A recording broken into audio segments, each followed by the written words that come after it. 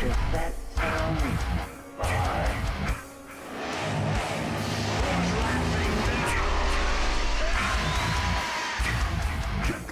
What's the boogeyman? Welcome back to the Moonjuice Metal and Horror Podcast. Podcast where we live and breathe heavy metal and horror, but I'm afraid to shit on both of them. I'm Mike. I'm Matt. Oh, okay, so here we are back again. Yeah, after my total excited nerd, I nerded out on the last episode. That's okay. Yeah. That's okay. I like that. I'm fine with it. So if you're gonna watch a podcast episode on something that you're interested in, it helps if the person on the other end is actually into it. Yeah. And you were totally into that episode. I barely got a word in edgewise, but that's like your favorite series, dude. Oh, yeah, the Terminator. Yeah. Even when I was editing it, I was going back through and like, man, he's really happy about that scene. Click.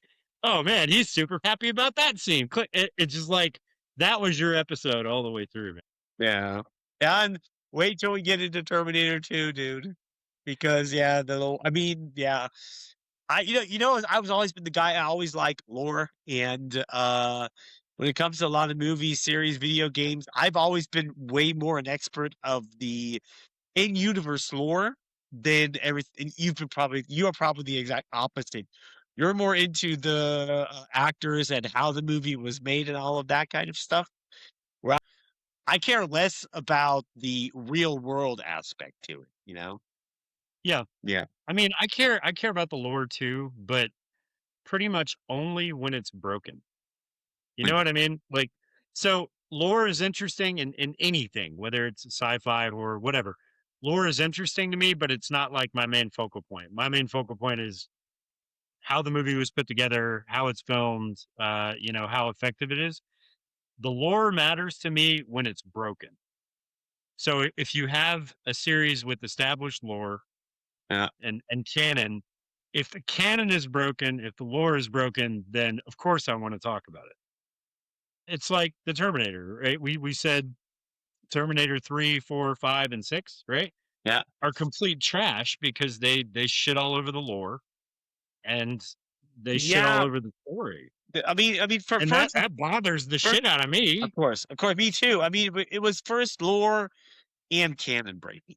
You know, I mean, the point is, when it comes to lore breaking, it depends on to what extent, because you can break the lore, but still not the point where it destroys the story or whatever. There are instances where you can do that. I mean, if to bring up a video game, the Zelda Tears of the Kingdom, they broke lore with that one, but it's not technically that bad. What I'm talking about is the imprisonment. Every Zelda fan knows what that is, and probably a few people that don't know Zelda as well. In the story, that was when the Kingdom of Hyrule came together to banish Ganon from Hyrule because he became this big demon lord or whatever, and blah blah blah. Okay, they changed that in Tears of the Kingdom. Yeah, this version had nothing to do with the Triforce anymore. They were as the name suggests, the Tears of the Kingdom, these magical stones that gave people immense power. And that is what's kind of led him to becoming a demon lord, then the imprisonment war, and blah, blah, blah. But the point is, if you come to lore and canon, for example, that does not necessarily mean there is only one imprisonment war. Because this was at the founding of the Hyrule Kingdom. In the imprisonment war, the Zelda fans know, happened millennia after the Hyrule Kingdom was found. So this is probably a imprisonment war, but not the same one. Okay. I see what you're saying. So if you want to, like, what you're talking about is adding to canon. Exactly. You know what I mean? Yeah. That is something completely different. I'm fine with adding to canon. Because if you add to canon, you automatically make it more interesting as long as it's not ridiculous. Right? True. If it's a ridiculous concept that doesn't fit in the universe, no matter what it is, then to me that's like lore and canon breaking, right? Yes. But if you take away, I think the rule is, and I think probably a lot of people can agree with me on this. If you add to something, it's fine. If you take away something, that ruins it. And that is what Alien has done. That is what Star Wars has done. That is what Star Trek has done. That is the wrong way to go about things. You don't start piecing things away from a good story and hope that you're bringing it forward, because you're not. If you want to add something to it that's new and interesting and can fit in that world, great. That doesn't do shit. That just makes it better. Yeah. Right? Yeah, of course. Of course. By the way, anybody watching this, do not get Mike ever talking about Zelda unless you are ready for a 6-hour long conversation.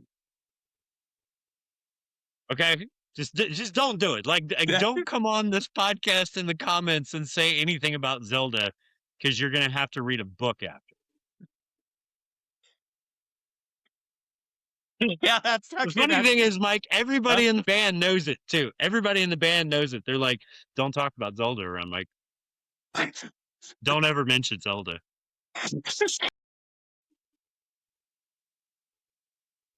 Just for fun, I want to, like, one of these podcast episodes, I want to flash something on the screen really quick, and then, like, it's kind of there, and you think I think I saw something, and then it's gone, kind of like a subliminal message, and I want it to be a picture of Link, and I wanted to say, what if Zelda was a girl, and it's a picture of Link, dressed as a woman. Because there's so many people that don't know that Zelda is the actual princess, and that's not actually Link's name. Yeah, that's that mistake is made all the time. That's stupid. Even though there is in canon a female version of Link. Okay. Yeah. Okay. I don't want to know. I don't want to know. Okay. All right. So we'll cut with the Zelda thing. If they ever make a movie about Zelda, whether it's a horror movie or sci-fi or whatever, I swear to God, we will do it on this podcast. And that episode is going to last like 9 hours.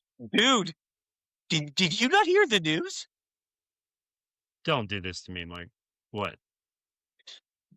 They announced a Zelda movie is being made over 2 years ago. I just completely screwed myself. Are we going to have to do Zelda on this podcast? That Nintendo already announced who is playing Link and who is playing Zelda. I didn't know that. I didn't know that because I'm not a hardcore fan like you are, man. They even showed pictures of them. But okay, but so it's okay. I grew up playing the games, but I think I stopped at Majora's Mask. Right, it was great, but I'm not a hardcore fan like you are, so I missed that news completely. Anyway, I will move us away from this conversation about the Legend of Zelda real quick to say, yes, this is a horror and metal podcast, so we're going to do that's horror what film today. Yeah. So here we go with our tiptoeing that we always do. So this movie right here is the first of a series that spawned how many movies, Mike? Is it 7? 6. 6 movies so far. I think they were kind of talking about a remake. I hope they don't do it, but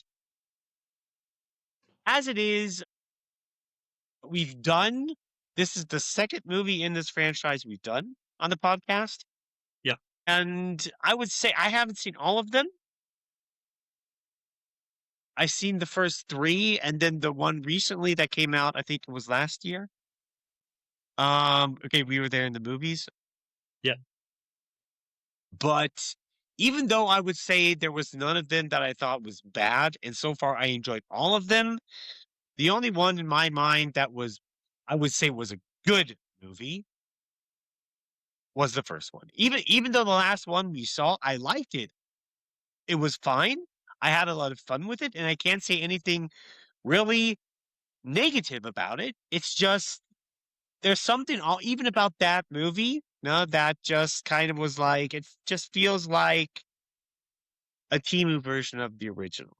Contrived is the word you're looking for. Contrived, yeah. So the reason for that, and I think that's a really good point to bring up, because you'd be hard pressed to find a horror fan who doesn't know about this series and hasn't at least seen one movie. Yeah.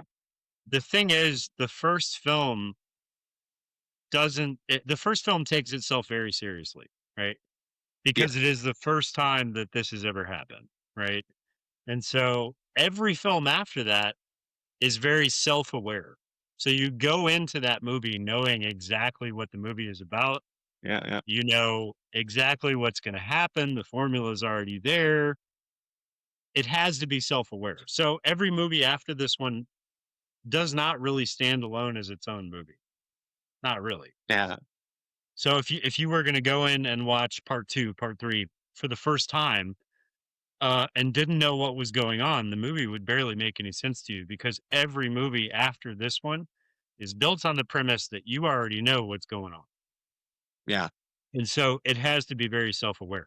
This movie is not self-aware, and that's why it's so good because you have no idea what's coming at you.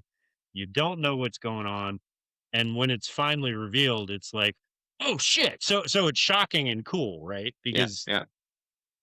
it's something that had not been done before until this movie came That out. is true. This is in any horror movie, actually, the first time something like this was done, because in all horror movies, or slasher, whatever, these type of movies, it was some kind of a monster, some kind of a psycho, or a group of entire evil beings that Right. were killing people or doing harm things.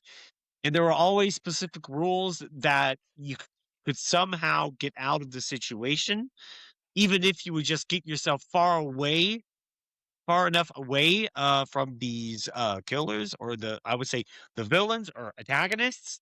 Yeah. But what was different definitely about this series, it doesn't matter what you do. It doesn't matter where you go. It's still going to come after you, and you can't stop it. You can't. Right. Yeah. And Yeah. you can't destroy him because, for one, it or whatever, it Yeah. does not even have any physical form. It's never really revealed if it's actually sentient. Yeah. Yeah. That's what I was gonna say. Yeah. Like this is a slasher film without a slasher. Yes. Is that fair enough? That's fair enough. Yeah. Yeah. Yeah. Yeah. Yeah. And no matter what you do, you can avoid this thing for as long as you want to, but ultimately it's kind of like Judgment Day. Terminator reference. It's inevitable. It's gonna happen. You're just prolonging the inevitable by running away from this thing. Yeah. Yeah. You're going to die, right?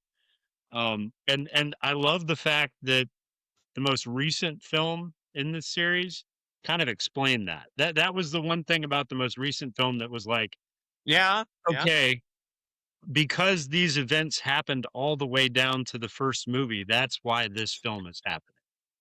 Right? And that's what the last film was.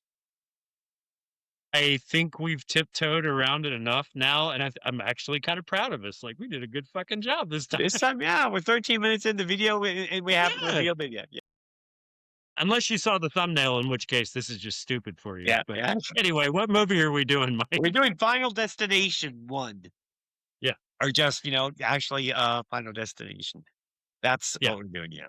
One of the, I would say, definitely, in my opinion, at least the first one of the most original horror movies or slasher movies. Even though it's crazy that this movie in modern day did not get a good review, is what's crazy.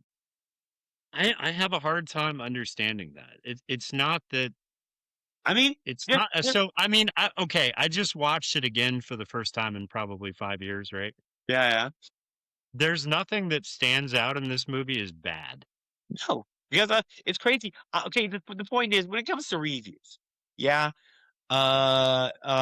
specifically when it comes to critic reviews, you can't take a lot of them. You just can't take seriously. In a lot of cases, I do not believe that these people are not influenced. There are rare cases where you have like this the movie critics and the audience both agree that the movie is good. Rare case was the recent Superman movie, for example. Yeah. What was actually surprising. But in a lot of cases, whenever critics hate a movie, it does well. When critics love a movie, it flops. The biggest, I think you could, Mike. Can we not chalk that up? yeah, Can we not chalk that up to negative press is better press? maybe, maybe, maybe, Yeah. but I mean, I think that definitely is a factor. But I think it's more complicated than just say, it's negative press. Because if you look at the reach of a lot of the critics, their reach overall has gone down significantly.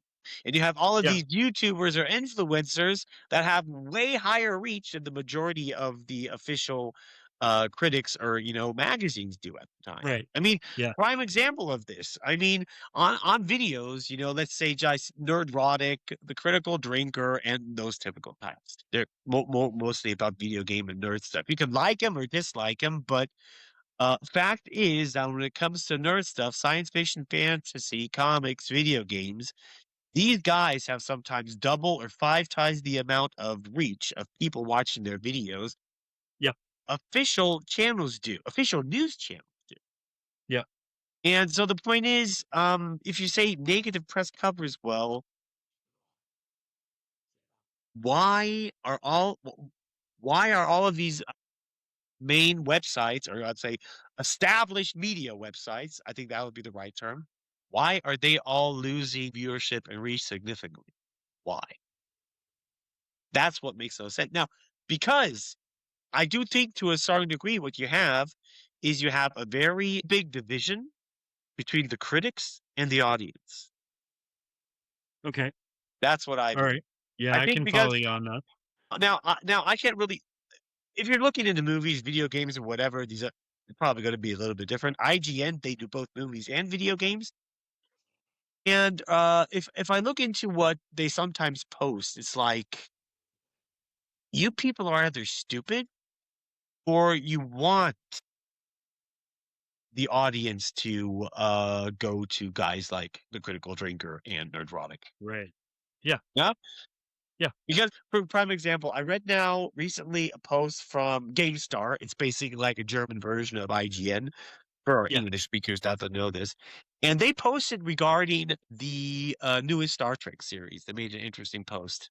Now, or two. Okay. What did they say?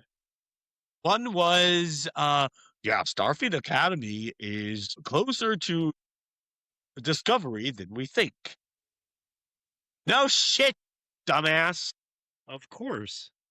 And then the next one was like recently, I think it was maybe today, like Star Trek veteran agrees with us that even though the fans wanted, Star Trek Legacy would not really be popular. Huh?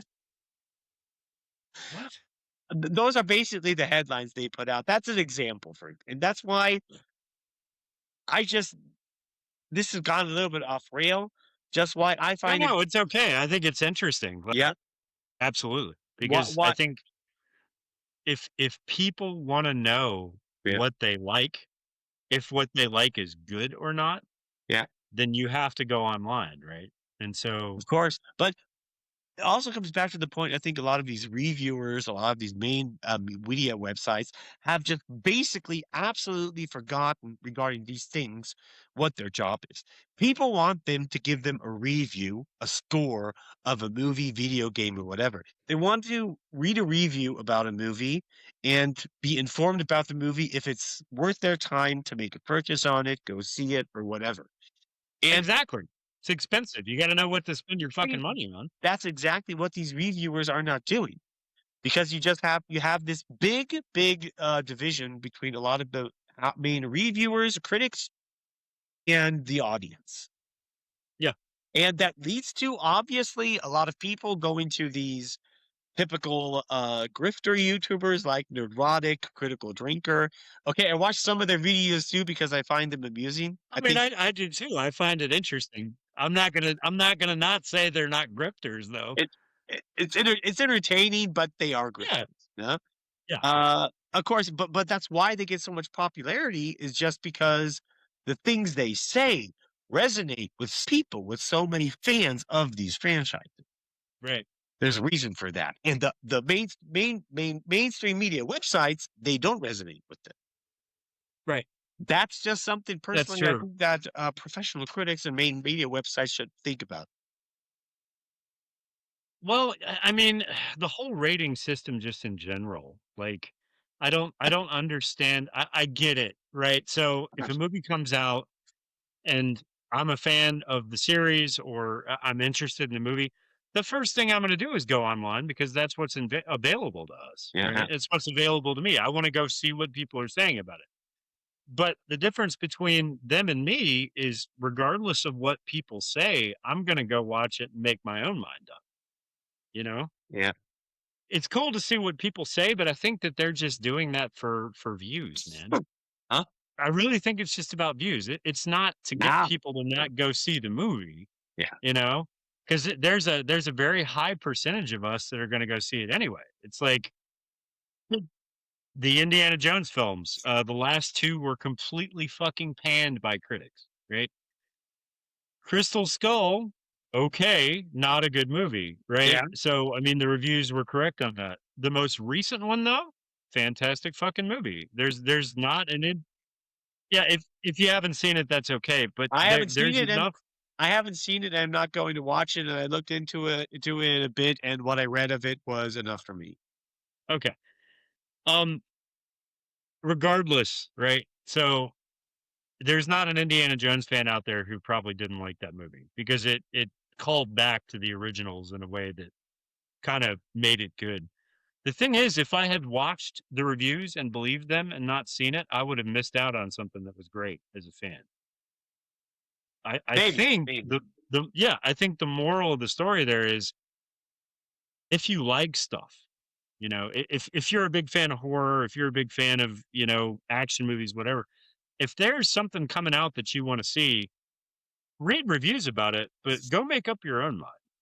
Because I've if you always, don't say, yeah, if you don't see something because somebody says it's bad, then usually you'll miss out on something, yeah, you it know? was just how should I say it? For me, it was the screenwriter, director. Everything I so far about her is the worst shit I've ever seen. Simply her being, You're talking about KK, right? yeah, no, not Kathleen Kennedy, not KK. Okay. I mean, no, she didn't write it. I mean, the second co-star of Indiana Jones, her. Ah, Fleabag, yeah. Yeah. Everything so far she had anything to do with was shit and was bad. So Yeah. simply fact, her being in the movie is reason enough for me not to watch it. Secondly, her basically writing the story and being have strong creative decision making is reason enough for me not to watch the movie. There are just certain people, not that I have any problem with them as people, as a different thing, but Yeah. if I see their work and their work is so fucking awful to me, I'm not gonna watch anything that they're involved in. Yeah. And I'm I gonna be get that. honest, she is the reason why I haven't watched it. It's not like I'm saying I'm boycotting it. Not saying that. Yeah. If it sometimes maybe just happened that we might watch it together with somebody, I'm fine with that. I'm not gonna refuse to watch it. But Right. I just lost interest. Her being in that and having involvement in it, I will instantly lose all interest and even Yeah. bother And myself. you know, I get that part of it too. And I think that's okay. I mean, there's some directors and writers that I've completely written off. And if they do something, the chances are very good that I'm not going to see it. Noah Haley, not No, watching hey, anything, not watching anything that guy's doing ever again. yeah, yeah. No, I'll give that Yep. to you. Although, see, here's the thing: everything's Yeah. hit and miss too, Mike. And Yeah. this goes off the rails, but everything is hit and miss. Yeah. So a director or writer can do something that is absolutely fucking dreadful, right? Like Yeah. Alien Earth. But then they can also do something completely different that works really well and is really good, right? So it's kind of one of those things, Huh. like you have to be careful because it depends on what type of freedoms they were given. I think Noah Hawley with Alien was given complete fucking creative freedom and he fucking destroyed that series. The thing is, Alien Earth was zero studio interference. Noah Haley did everything he wanted to do. And I'm going to say it. The only thing other I saw was Andor, the first episode.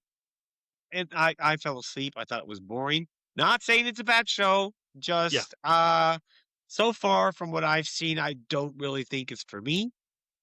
Second thing I saw was Alien Earth. So, Yeah. No, I'm not watching anything this guy is involved in.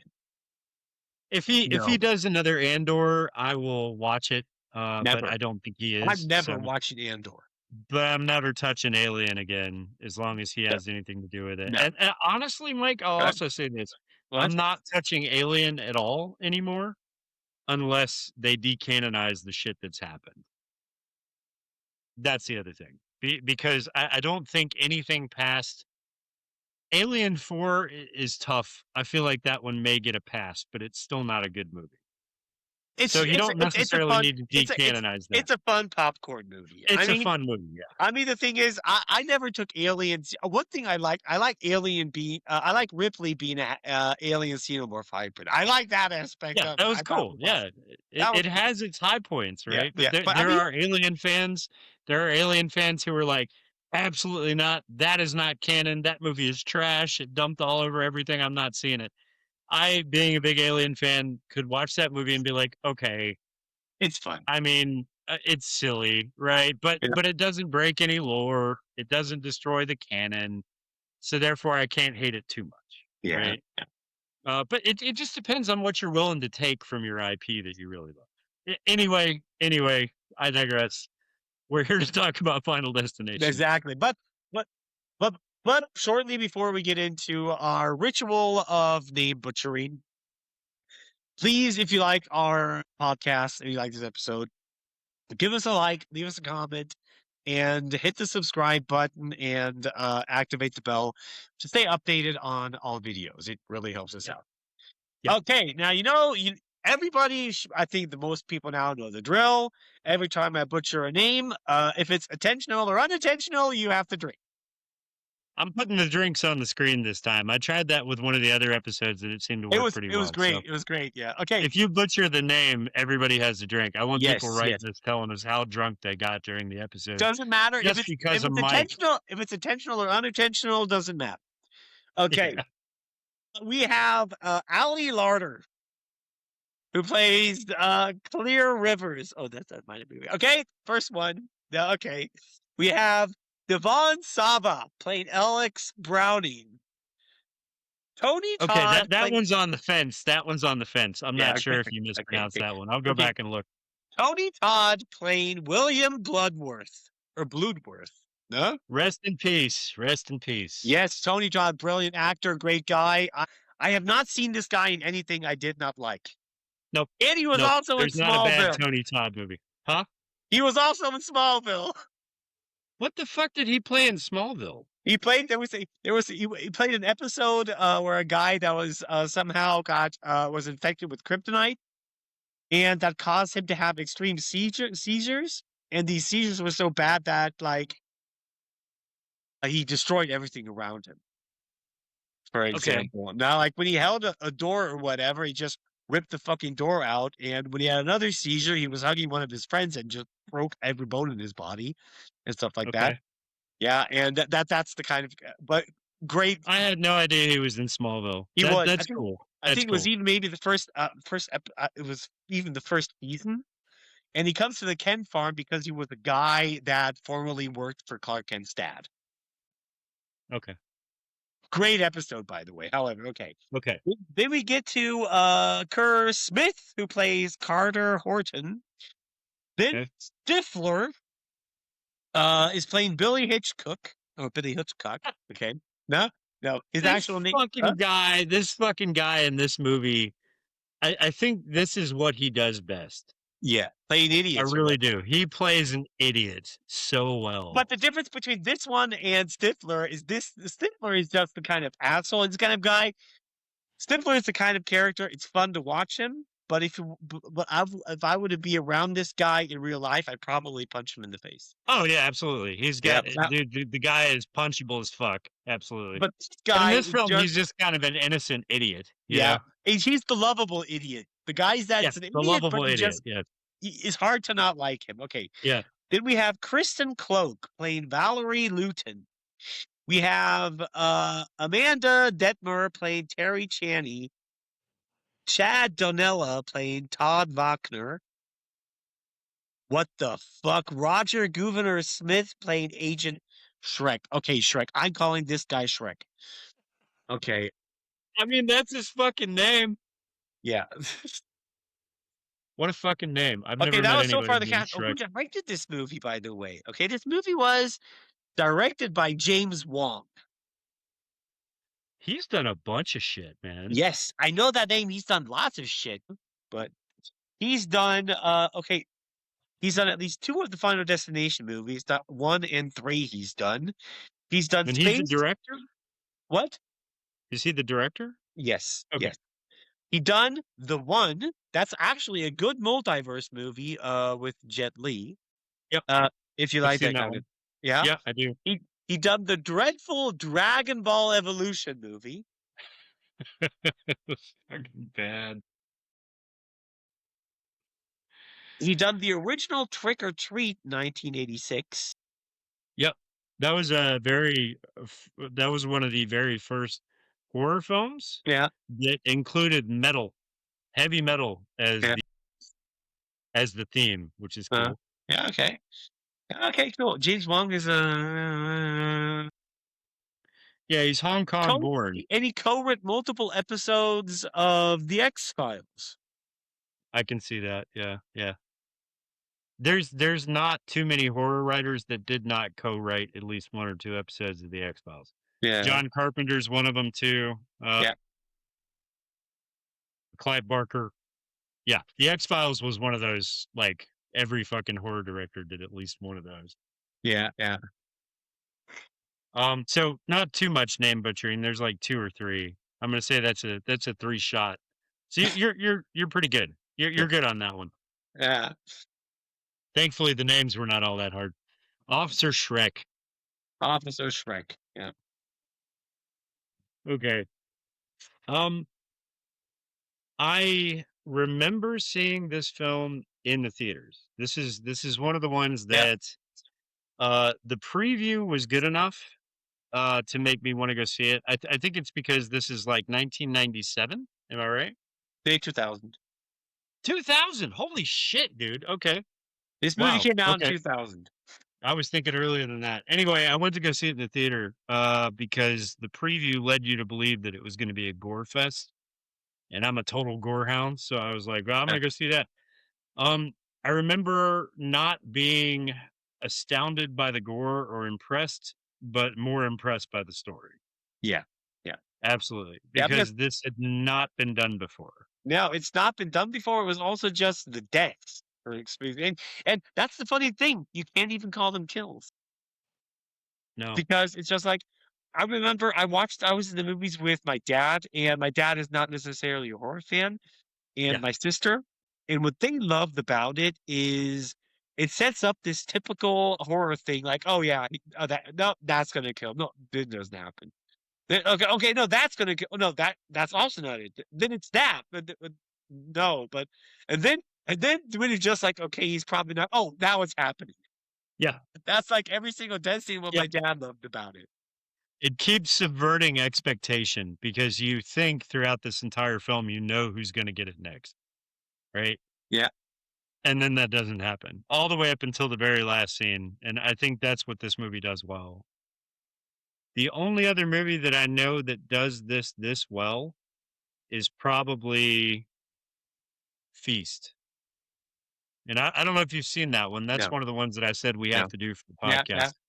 But that's another film where not only do they do what happens in this film, but they also tell you, like, they freeze frame the film and they're like, this person is going to die this way.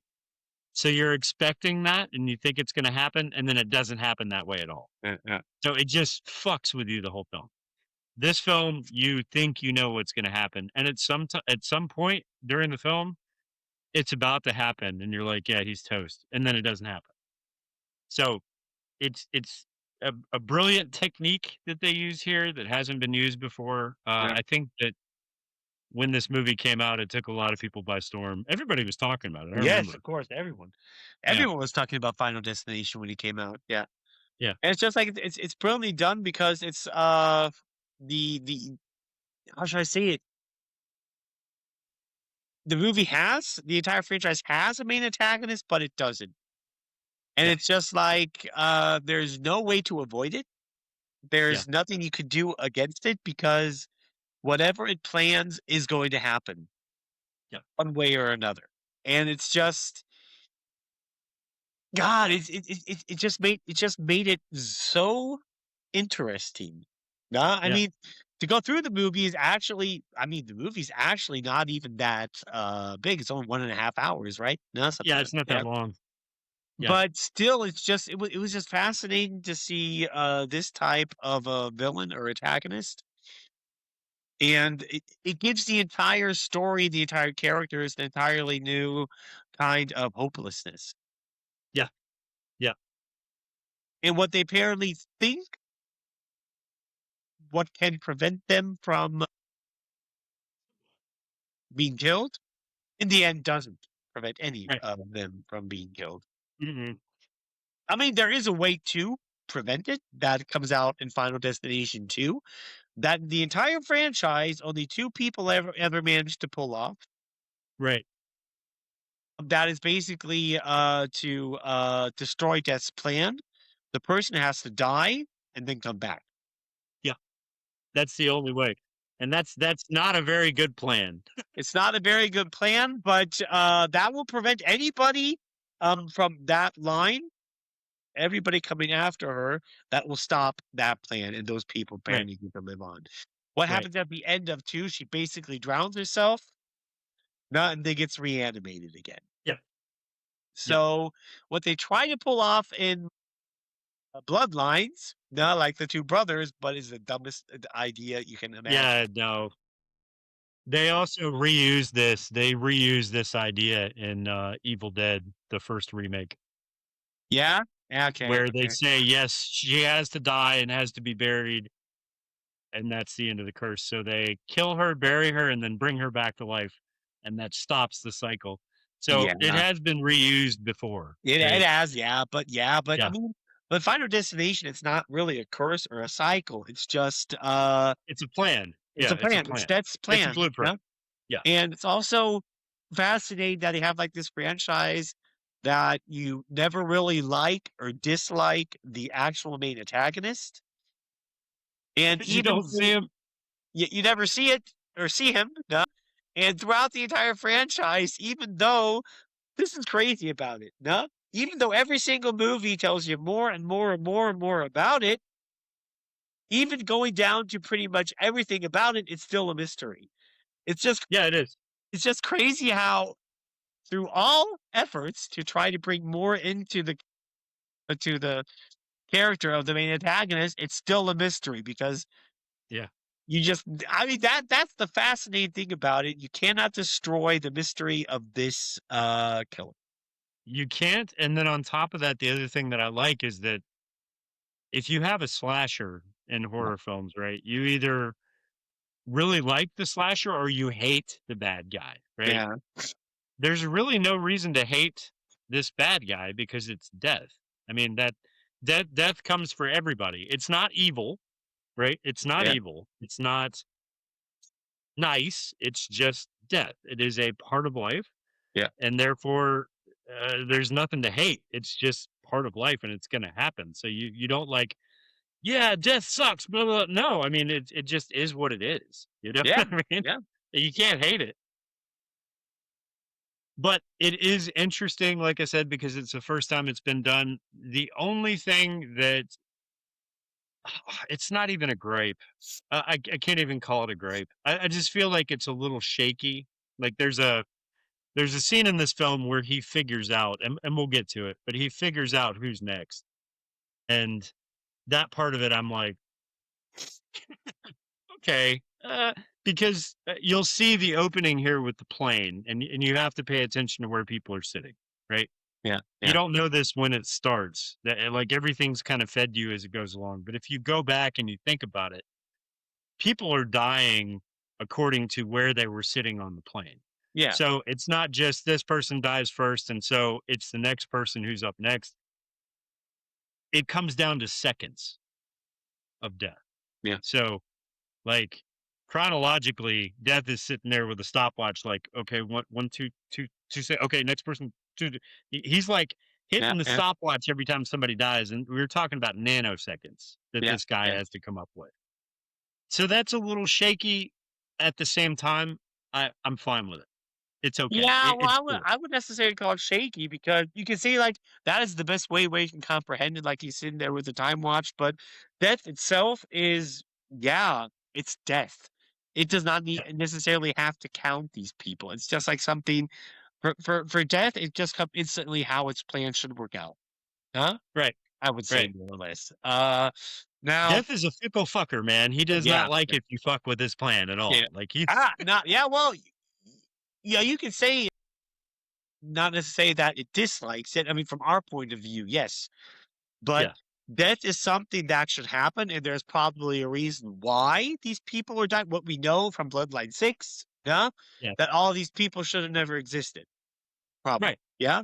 So that's why pretty much the majority of these people that were sent on this plane through destiny and death was going to kill it, was going to take the plane down to correct the timeline. So it's not really like death, I would say, dislikes people you know, just I mean cheating its plan, but it just comes for them after way because they have to die. Right. According to death. One way or another you have to be taken out. It kind of reinforces the whole destiny thing. So this is one of the few movies where destiny is like pushed up front. It's like, okay, destiny is what controls this entire thing. Your life is planned out, your death is planned out, everything has to go to plan, and if not, it's going to happen one way or another. And that's cool for a horror film. What it does mean though is that there's no hope. There is absolutely no hope. The only movie, like you said before, that you watch in this series is part 2, where somebody actually cheats it. Otherwise, you can watch every one of these movies and know that everyone in the movie that is part of is going to die. Everybody's going to fucking die. Yeah. Nobody's going to survive. Period. Yeah. And if you do survive and God forbid produce kids and they have kids, all those kids are going to die eventually because they would not have been there had you died. Bloodline is great for that. Anyway, so we'll get into the movie. It opens up with the main character whose name is what? I think Alex. Alex, yeah. Is the main character's name, yeah. Yeah, I don't like this guy, man. I just don't. He's not a very likable character. I can't say if it's his face or what. I just didn't like his character at all. I feel like they could have picked somebody else. There is somebody I like less than him, and that's the jock. Oh yeah, that guy's an asshole. Yeah, he's an asshole. I was happy when he died. Which He you had to wait for. He doesn't die on screen. That's the thing. Yeah. Which is kind of irritating because in general horror formula, the jock asshole usually is one of the first to die. But he doesn't get it in this film until the very end, and you don't see it. Yeah. Anyway, so the film opens up. There's a whole bunch of kids from this high school, and they're going on what amounts to a senior trip. In France, yeah. Yeah. So the whole school of the seniors are getting together. They're going to the airport, or at least the family's talking before about, hey, his dad walks in and his dad's like, hey, this is the time of your life. You're going to be 17 in France in the spring. Enjoy your life because you have your whole life ahead of you. He kind of blows it off and he's like, yeah, dad, whatever, packs his bag. They go to the airport. You slowly start getting introduced to characters on the way to the airport. Stifler's character comes in. Yeah. He immediately gets messed with by the jock. Like the jock is already fucking with him, bullying him. He picks up his bag and throws it on his shoulder, and it's way too heavy, so it knocks him over. Feel bad for this kid because Yeah. He's not an asshole. Like he's just stupid. It's just stupid. So they're going in. You get introduced to the jock. You get introduced to his Barbie girlfriend, uh, and Stifler's character, and you don't get introduced to the other female that's in the movie that ends up being one of the main characters. She is kind of like a background character until Yeah. this whole thing happens. Yeah. What's her name again, Mike? Do you remember? Oh, I don't either. I know the actress because I've seen her in Yeah, both. the actress is all over everything, man. She's been in a so bunch much. of movies. I don't know the actress's name, but she's been in so much things. I mostly have her in mind from the show Heroes. She Yep. was on that. She was in No? Heroes. Yep. That's what I mostly remember her by. Claire, that's it. Claire. Yeah. Right. So Claire is not introduced yet. You kind of see that she's one of the seniors that's on the trip as well, and you kind of see her in the background here and there, Yeah. but not a whole lot, right? All the seniors are going into the airport and they're about to board the plane. The guy's buddy, whose name I also don't remember, but it's like his closest friend, right? And his closest Yeah. friend is like, "Hey, go take a shit with me." Dude, if one of my friends said this to me, I'd be like, "What the fuck are you talking about?" No, he's like, "Go take a shit with me." He's like, "Why?" He's like, "Well, this is a 7-hour plane ride to France. You do not want to have to take a shit mid-flight, and then one of the girls comes in behind you and smells that, because then every time they think of you, they're going to be thinking of your shit smell." He's like, "Oh, that makes sense." So they go to the bathroom and take a shit, and then they go into the plane. They start like sitting in their assigned seats. His best friend is like 4 rows ahead of him, Yeah. and he is placed 4 rows behind him. And so his best friend is supposed to be sitting next to one of the hot girls that's in the senior class. And he's like super excited about it.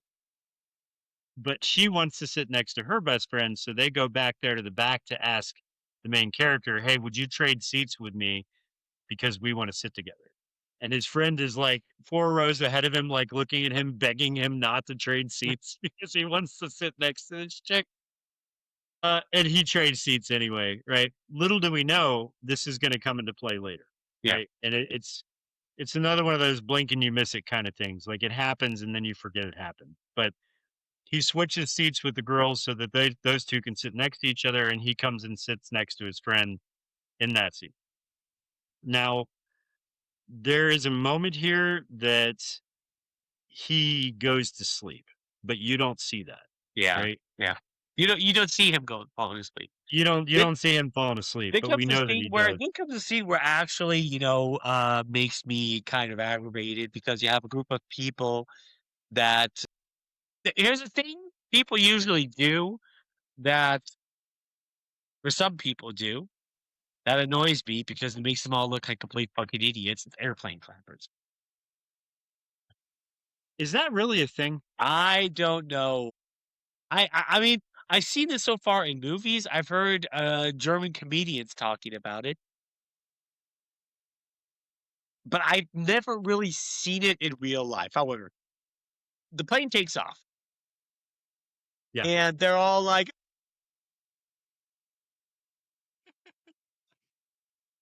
this is one scene when I see this kind of my first thought is I don't want to be a dick, but you're all fucking morons. This is like when you get into a taxi and the taxi driver starts to drive, you're like, Dude, that would annoy the shit out of anyone if you did it anywhere else besides in a plane. I've never Yeah. actually seen that, but Yeah. I have also heard of that. But I've flown more than anybody I know, and I've never seen anybody do it. But it wouldn't annoy me. I just think it's kind of silly. Well, how I say it wouldn't annoy? I don't. Okay, I'm going to be honest. It does kind of a little bit annoy me. Yeah.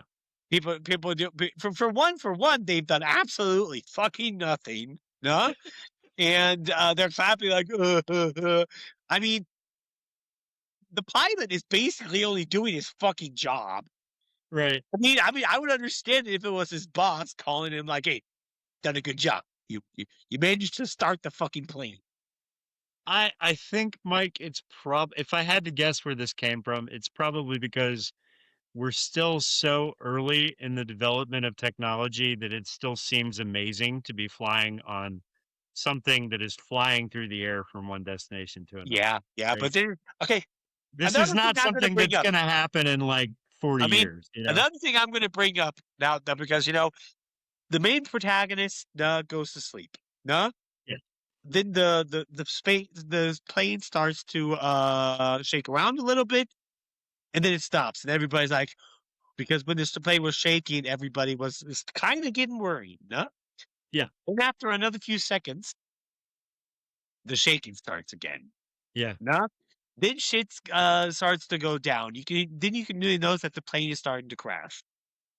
Yeah. Then side of the plane just rips out. Not Yeah. really kind of sure how this happens. This People is get all sucked very out, highly unlikely. sucked out of the plane and everything. You have the masks fall down, and people putting on the mask and everything. No, one people getting killed after another. People getting pulled out of the plane. Not until an explosion happens because of the fire, and everybody gets killed. And you see the last thing you see is the main antagonist sitting there burning up. No, Yeah. right when that happens, no, he wakes up. No, and instantly panics. Is instantly in panic mode. No, Yeah. I think it's because he wakes up instantly in the mode where the two girls were asking him to change places because that's where he Yep. fell asleep. He just instantly starts to panic and starts to scream at the top of his lungs, "The, the plane is gonna explode!" And this is the first time I saw this movie. I laughed my ass off, Matt, because this is absolutely something I have thought every single time I was in the airplane, and I wanted to. Intrusive thoughts. What this is my intrusive thought every time I have sat in the airplane.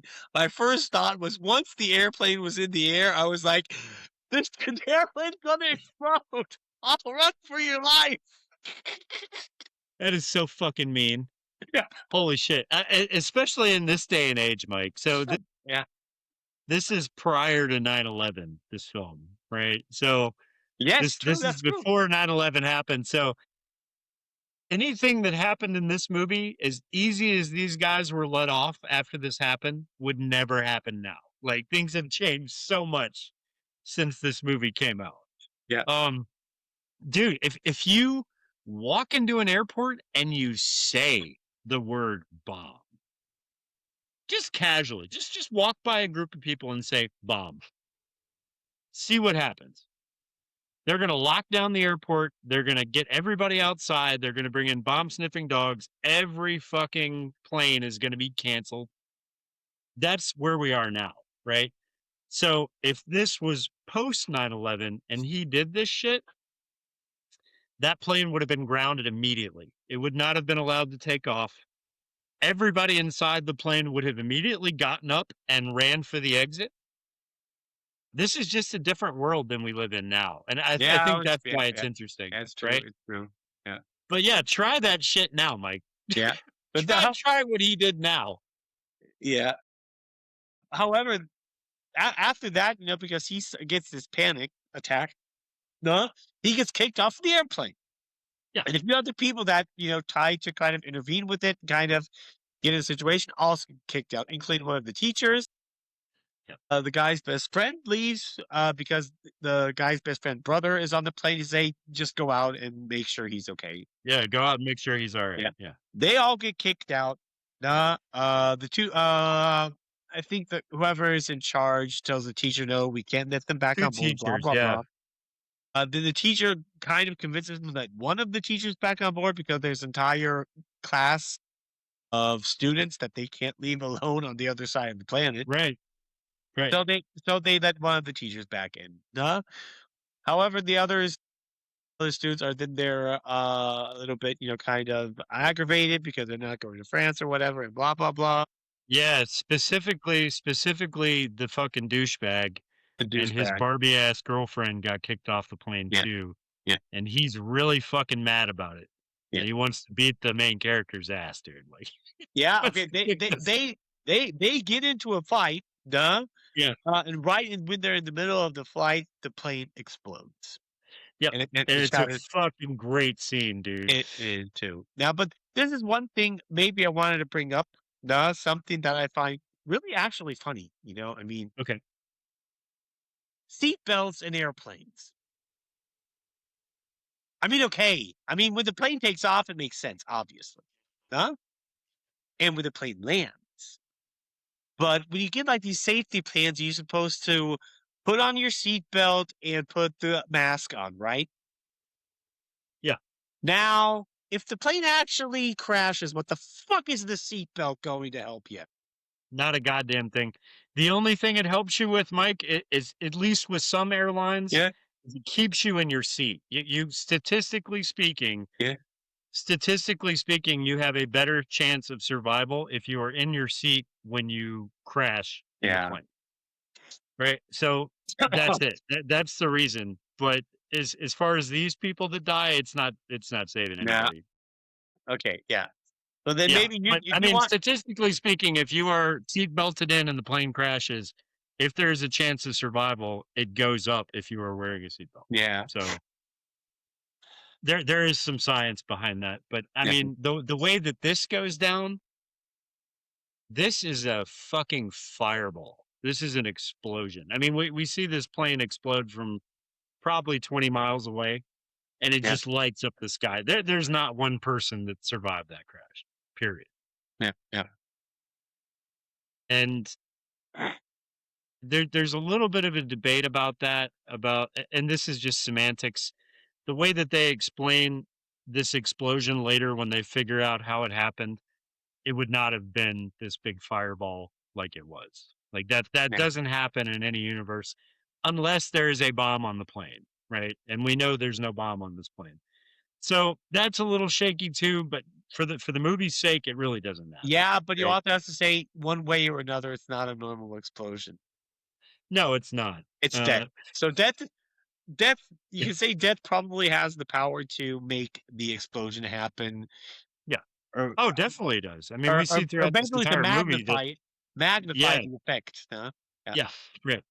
This is an explosive fireball where nothing is left. This plane is obliterated.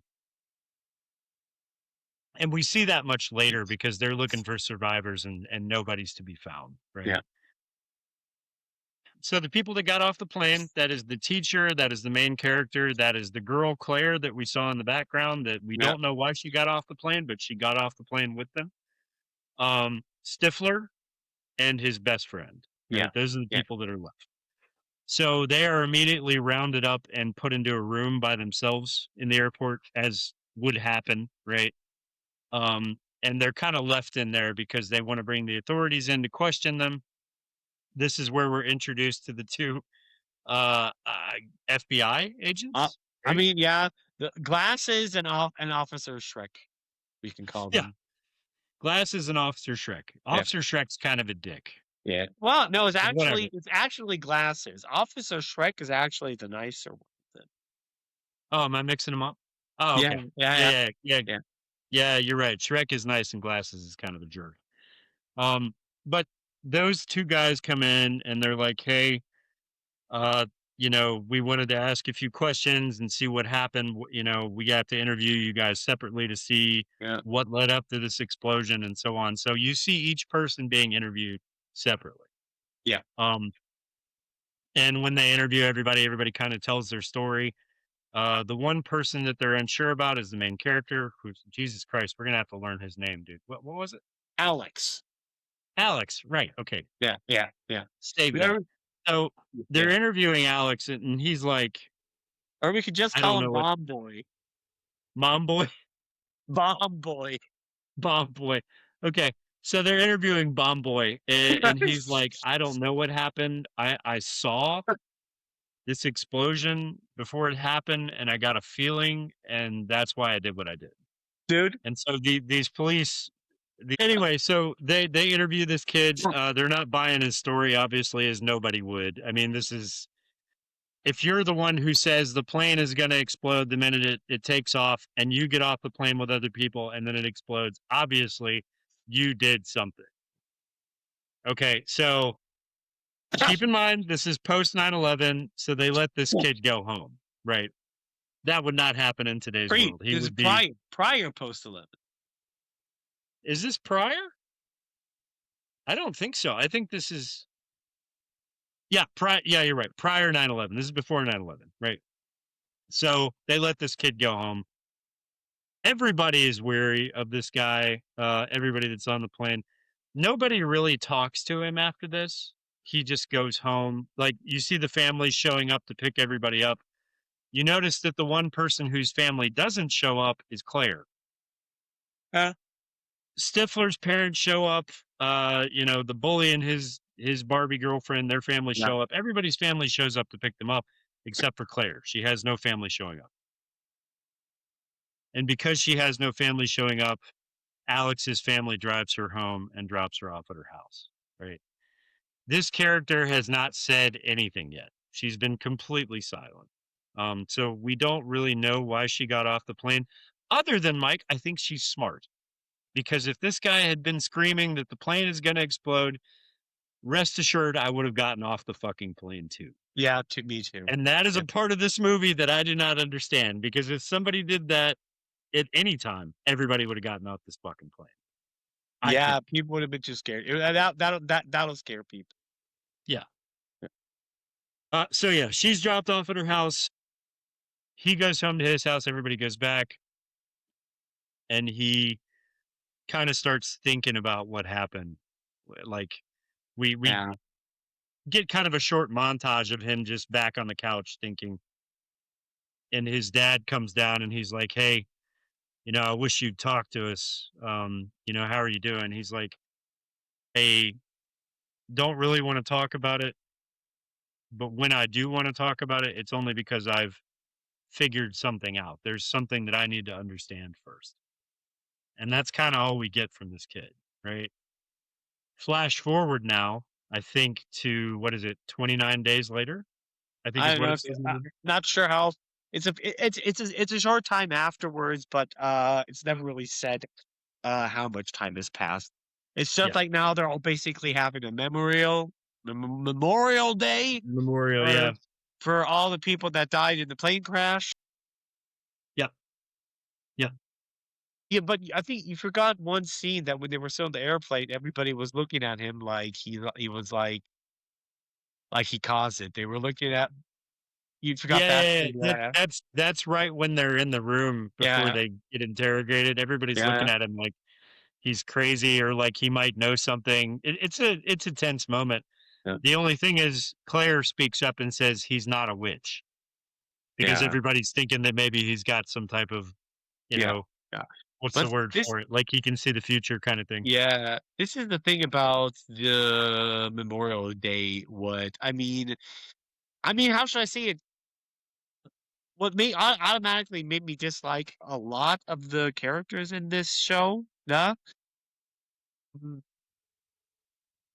Specifically the teacher, the jock, Barbie girl, and his best friend's dad.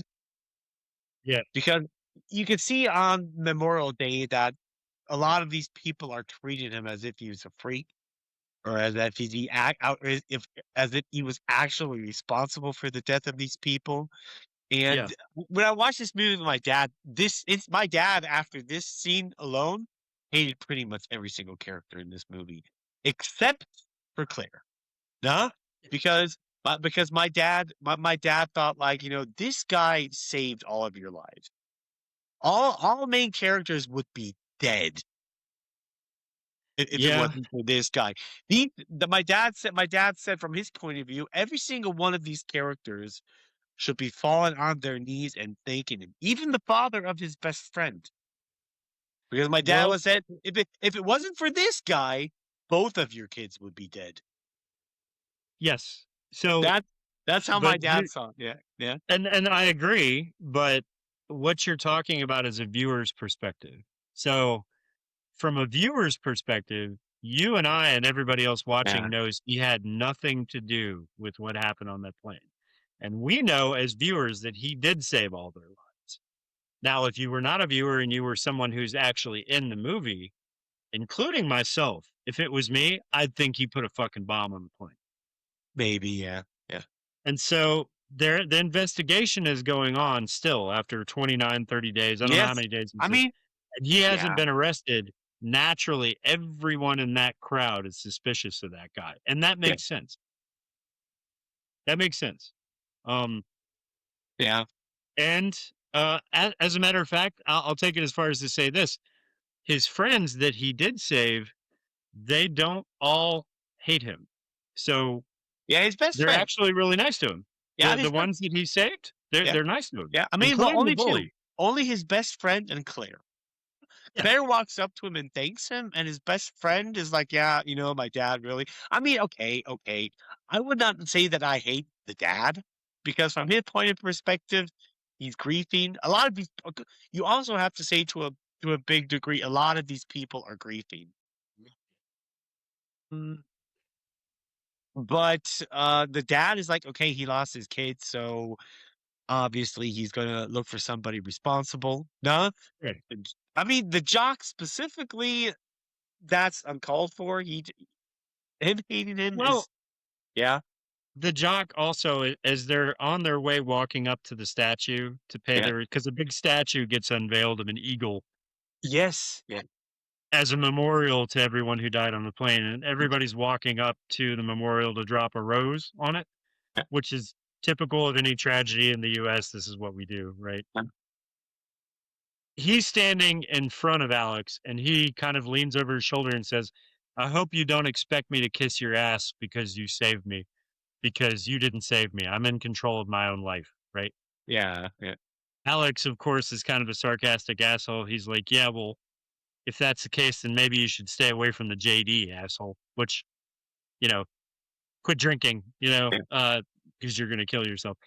That makes the jock turn around and want to fight him. But this guy doesn't hate him. He also doesn't think that he is the reason why the plane crashed. True. He's upset because he now does not feel in control of his own life. Yeah. Yeah. Yeah. And his Barbie girlfriend is never a jerk. Like No, she's she's nice. I never nice had a to problem with her. everybody. She's not. Yeah. She's she's nice to nice. everybody. She even breaks up the fight and then puts her hand on Alex's shoulder and says, "Hey, it's going to be okay." So she's not a bad person. Everyone that he saved is being nice to him, right? Yeah. Including his best friend. His best friend only says, because Alex tells his best friend, "Hey, I just want you to know I miss you."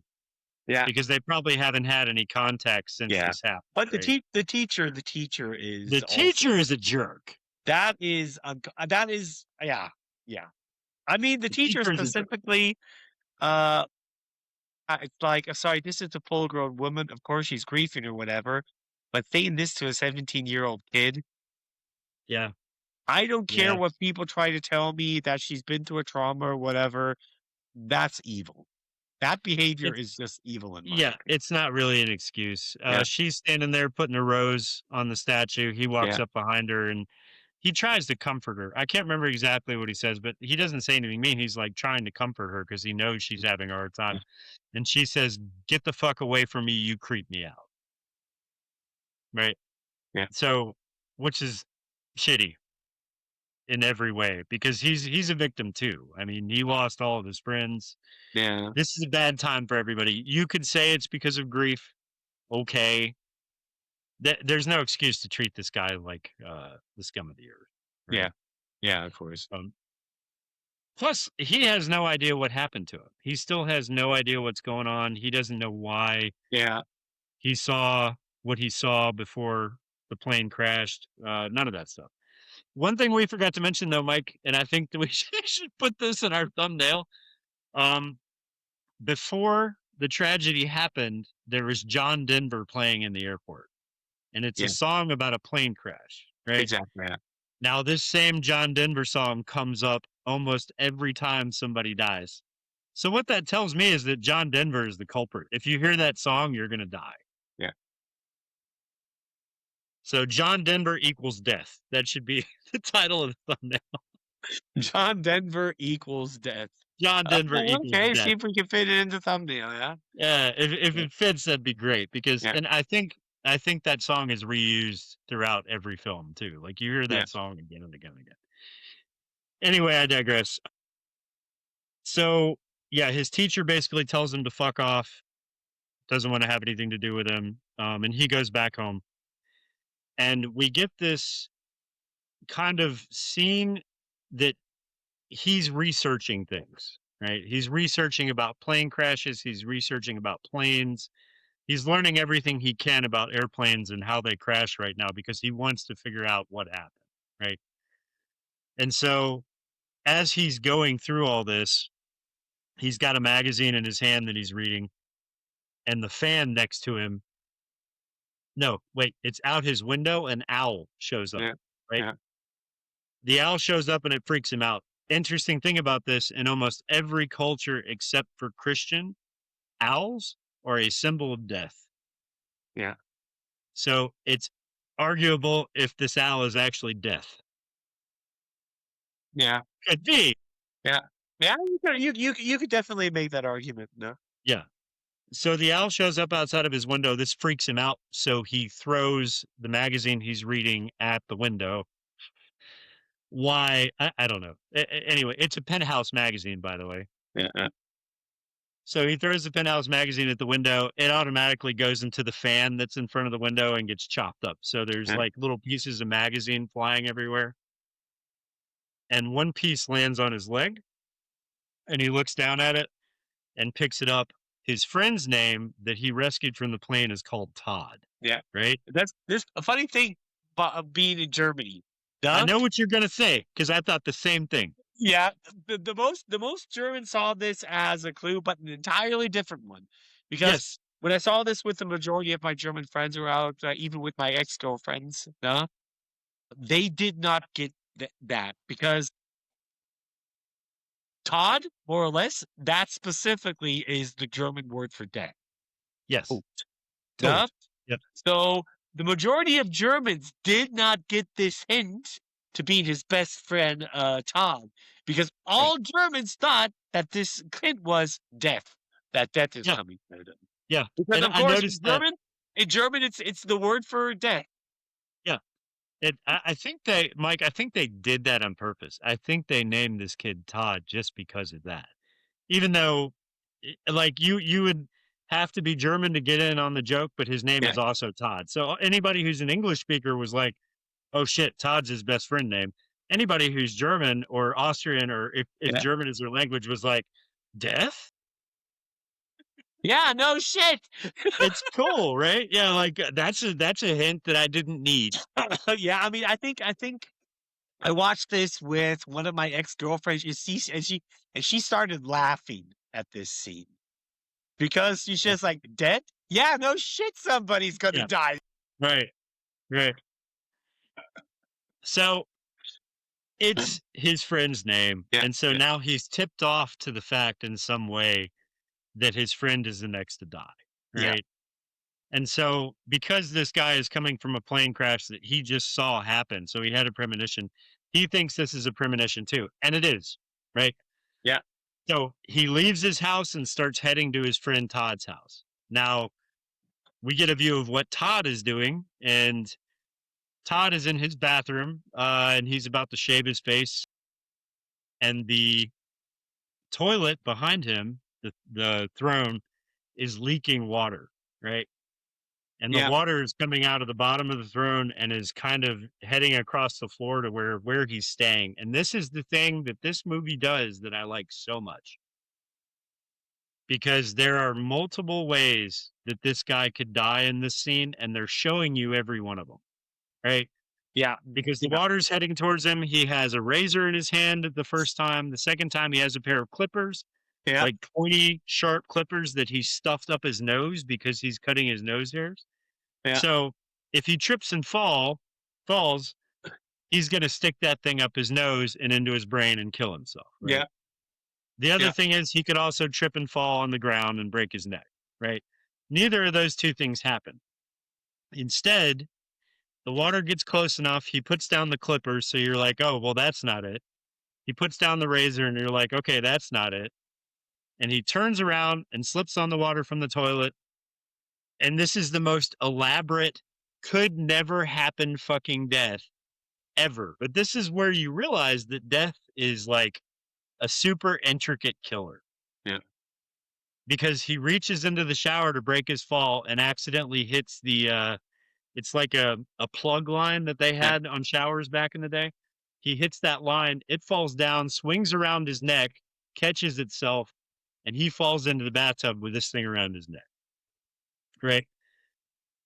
The faucet automatically turns on when that thing goes around his neck and starts spitting water into the bathtub. So that makes the bathtub slippery on the inside. So he can't get his footing to be able to save himself. And so his legs keep slipping out from under him as he's choking, and we get this crazy death, which I think in terms of strangulation, this is probably the only time I've seen a strangulation death that was hard to watch, because his eyes like bulge out and get bloodshot, and it's just nasty, right? And so he dies right there in his bathtub. Yeah. The most unlikely fucking death ever. And this is where the viewer's like, holy shit, okay, we're in for a ride, because now death is going to take each one of these people out in intricate ways. And why watch a slasher movie if not for the kills?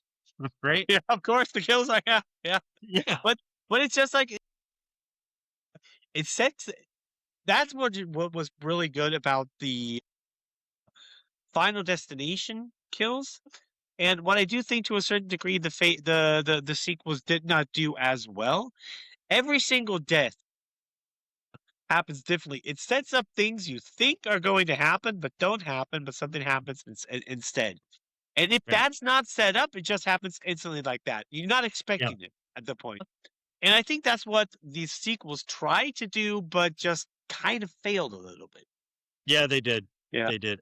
I'm like you, though. I've only seen part 2 and part 3 and then the final Bloodlines, right? Yeah, I didn't see anything else besides 2 and 3 and 1 and then Bloodlines. And they didn't do that. You're absolutely right. I didn't even think about that. They don't subvert expectation. They don't show you how this person could die and then trick you and then kill them a different way. You're right. The other movies just killed him. Yeah.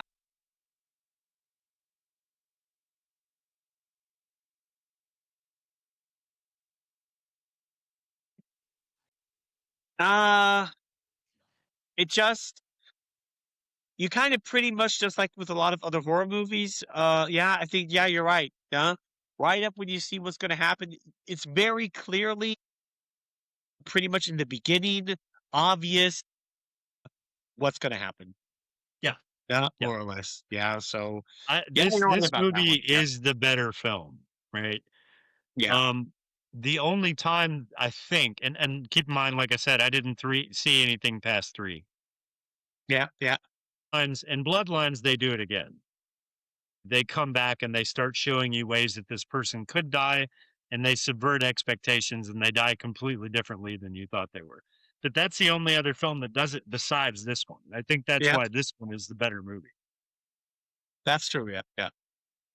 Yeah. So, and the kills are great. There's not a kill in this movie that I saw coming. Can you agree with that? Like, you knew the person was going to die. Yes, of course. But yeah, that's true. I would agree with you. I would agree with you on that. No, I didn't see the kill itself coming. Even the fastest death, happening to Barbie girl, I never expect that. That was like, you didn't see it coming. That was the roughest one. Yeah, that was the roughest one, but you didn't see it coming. Yeah, I remember her death in the theater, and everybody was like, "Yeah, shit," because it just came out of nowhere. Yeah. Anyway, so now Todd is dead, and Alex is arriving on the scene at his house. When Alex gets there, the police are already there. His parents are standing in the yard, and behind a tree near the property, he sees Claire, and Claire is standing there, and she's looking at Alex, and she says, "Alex, get out of here. Run. Don't let them see you. They're going to think that you killed him," right? Of course, he doesn't do that. Todd's father sees him and walks over to him, and I can't remember what he says to him, but he says something like, "Did you know?" Oh, that's what it is. He said, Oh "Did you yeah, know did he you was know? going to Yeah, die? yeah. Did you know?" And Alex is like, "What happened? I don't understand. What happened? Is he dead?" Yeah. And the father turns back around with a really terrible look on his face and walks back in the house, doesn't even talk to him. Yeah. So the police noticed that he was there. The police saw him, right? Yeah. So they automatically think that he had something to do with his death, right? And so now it is the thing between the police and Alex. Now they're super, super like, To be fair, was obvious. I think it's understandable that Glasses and Shrek are suspicious of this guy now. oh, yeah, Yeah. absolutely. Everybody would be. Everybody would be. But now they're super suspicious of it Mhm. because now he was at the scene where the kid died. So Yeah. now they're watching him extra close, right? So he gets out of there quick enough to where the police don't get to question him. And we're at the next day here, right? So the Mhm. next day, he goes to Claire's house to see her, right? And this scene, I'm not a huge fan of this scene because it kind of explains things away too much too quick for me. Yeah. But he goes to see her, and she's like, "Yeah, uh, I feel very weird around you, but there is an attraction there because I felt what you felt when that plane crashed. So the premonitions that you had, I felt them. I didn't see what you saw, but I felt them. And so Yeah. when you stood up and said the plane is going to crash, I knew it was going to. So I got off the plane with you." She says, "You know, Todd is now dead. So that means that there's probably some plan here, especially since you kind of knew it was going to happen Yeah. before it happened."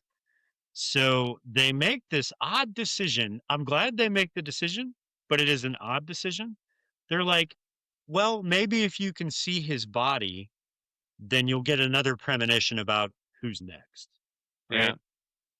I don't know why they choose to do this. It doesn't make a whole lot of sense in the whole scheme of things. But anyway, they break into a funeral home where Todd's body is being embalmed. And this is where we meet Tony Todd. Tony Todd, the Yes. legend. Yes. So I love this guy. I Me too. fucking I love love him. Yeah. everything he does, man. He has had, I hate speaking past tense, but he had a presence on film in every film that he was in that just made you uneasy. The guy is easily one of the best horror creepy actors there Yeah. is. Right. So what he plays in this film is the embalmer. He's the guy who gets the bodies ready for funerals and stuff. So they break into where Todd is. They're looking at him. They're like, "Why did they make him look like Michael Jackson?" Because he's got all this fucking makeup on his face. Yeah, they say that in the movie. They're like, "Why did they make him look like Michael Jackson?" But you have to do that. You have to make the bodies look alive if you're going to have an open casket funeral, right? And this is where Tony Todd steps in and he basically explains, "Hey, look, if you had a vision and knew what was coming, then good for you. You're better off than most people because this is a plan. Death Yeah. has a plan for everybody's life." And this is where we get the story for every film that follows this. He says, "Death has a plan. Death does not like his plan being fucked with. So if you fuck with Death's plan, you're Yeah. only going to get more people killed. Death is going to get you in the end either way." Right. Yep. And it's actually a funny scene. It's very tongue in cheek. Like he's specifically overly creepy in this scene. Mhm. And it's movie gold. I love when this guy comes on scene. Yeah.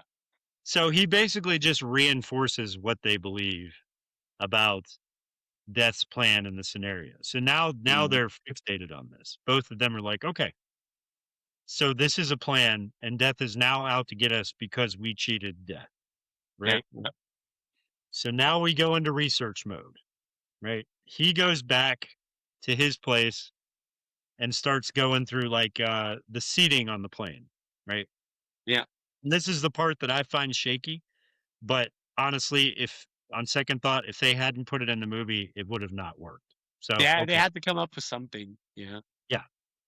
So he looks at the seating arrangements and he's like, okay, so this is the path of the explosions underneath the plane from where people were sitting. The first Yeah. one was Todd.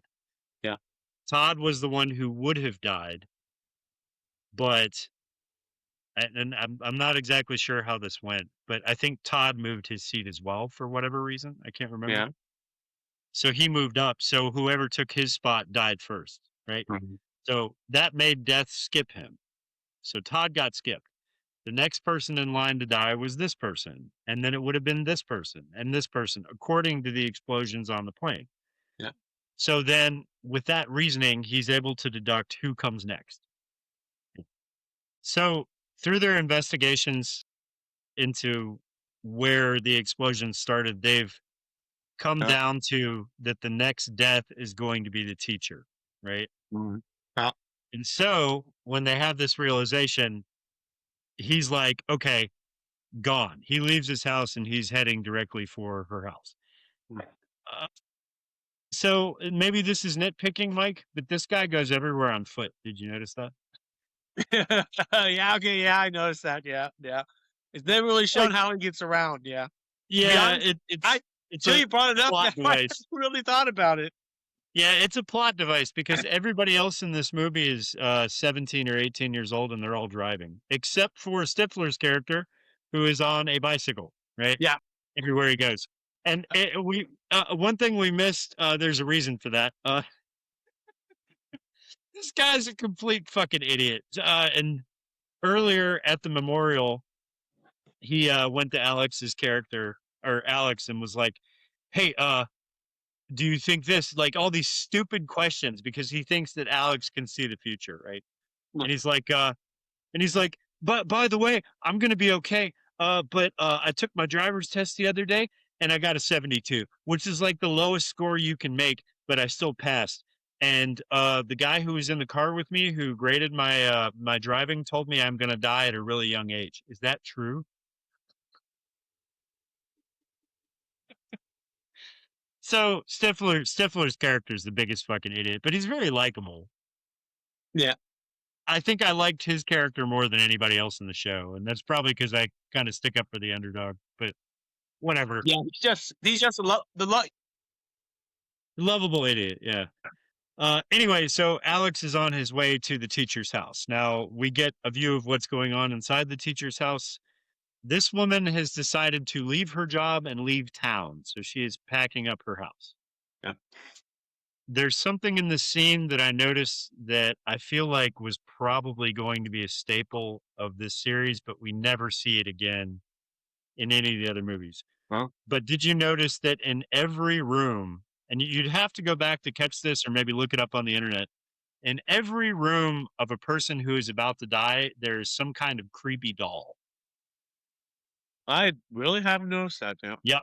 I noticed it this time around. There's either a creepy marionette or a creepy ventriloquist dummy No? or a creepy doll of some kind that's in the room of the person who is about to die next. Never see that again in any other movies, but I noticed it in this one.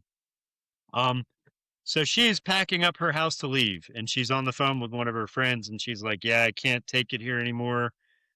This was supposed to be the last place that I ended up and spent my life, and I was Yeah. supposed to have all these wonderful memories. And now the only thing that I see are the faces of everyone who died in the plane crash, so I got to go." Right? Yeah. This death right here is so good because it is so fucking elaborate, and they go out of their way to make you think she is going to die several different ways before she finally gets it. Yeah. And it's just brilliantly filmed. Like, Yeah. we don't film movies like this anymore, and I really regret that. Like, I could watch this scene over and over, and this type of cinematography is not done anymore, right? Um, but first she turns on her pilot light on her stove, Well, and she lets the gas run out of it a little bit too long before she lights it, so you think it's going to explode and kill her. She lights it, and it doesn't explode, so that's fine. well, Next thing is you think that the bottle that's on the table is going to fall into a candle that she has and it's going to explode. That doesn't happen, Uh-uh. right? And so the whole time you're just being like hit with could be, could be, could be, and it never happens. Finally, she pours some, and this, Mike, this has to be some of the most potent vodka in the world because this shit lights up so quick, right? But she takes vodka and pours it over ice cubes in a coffee cup, right?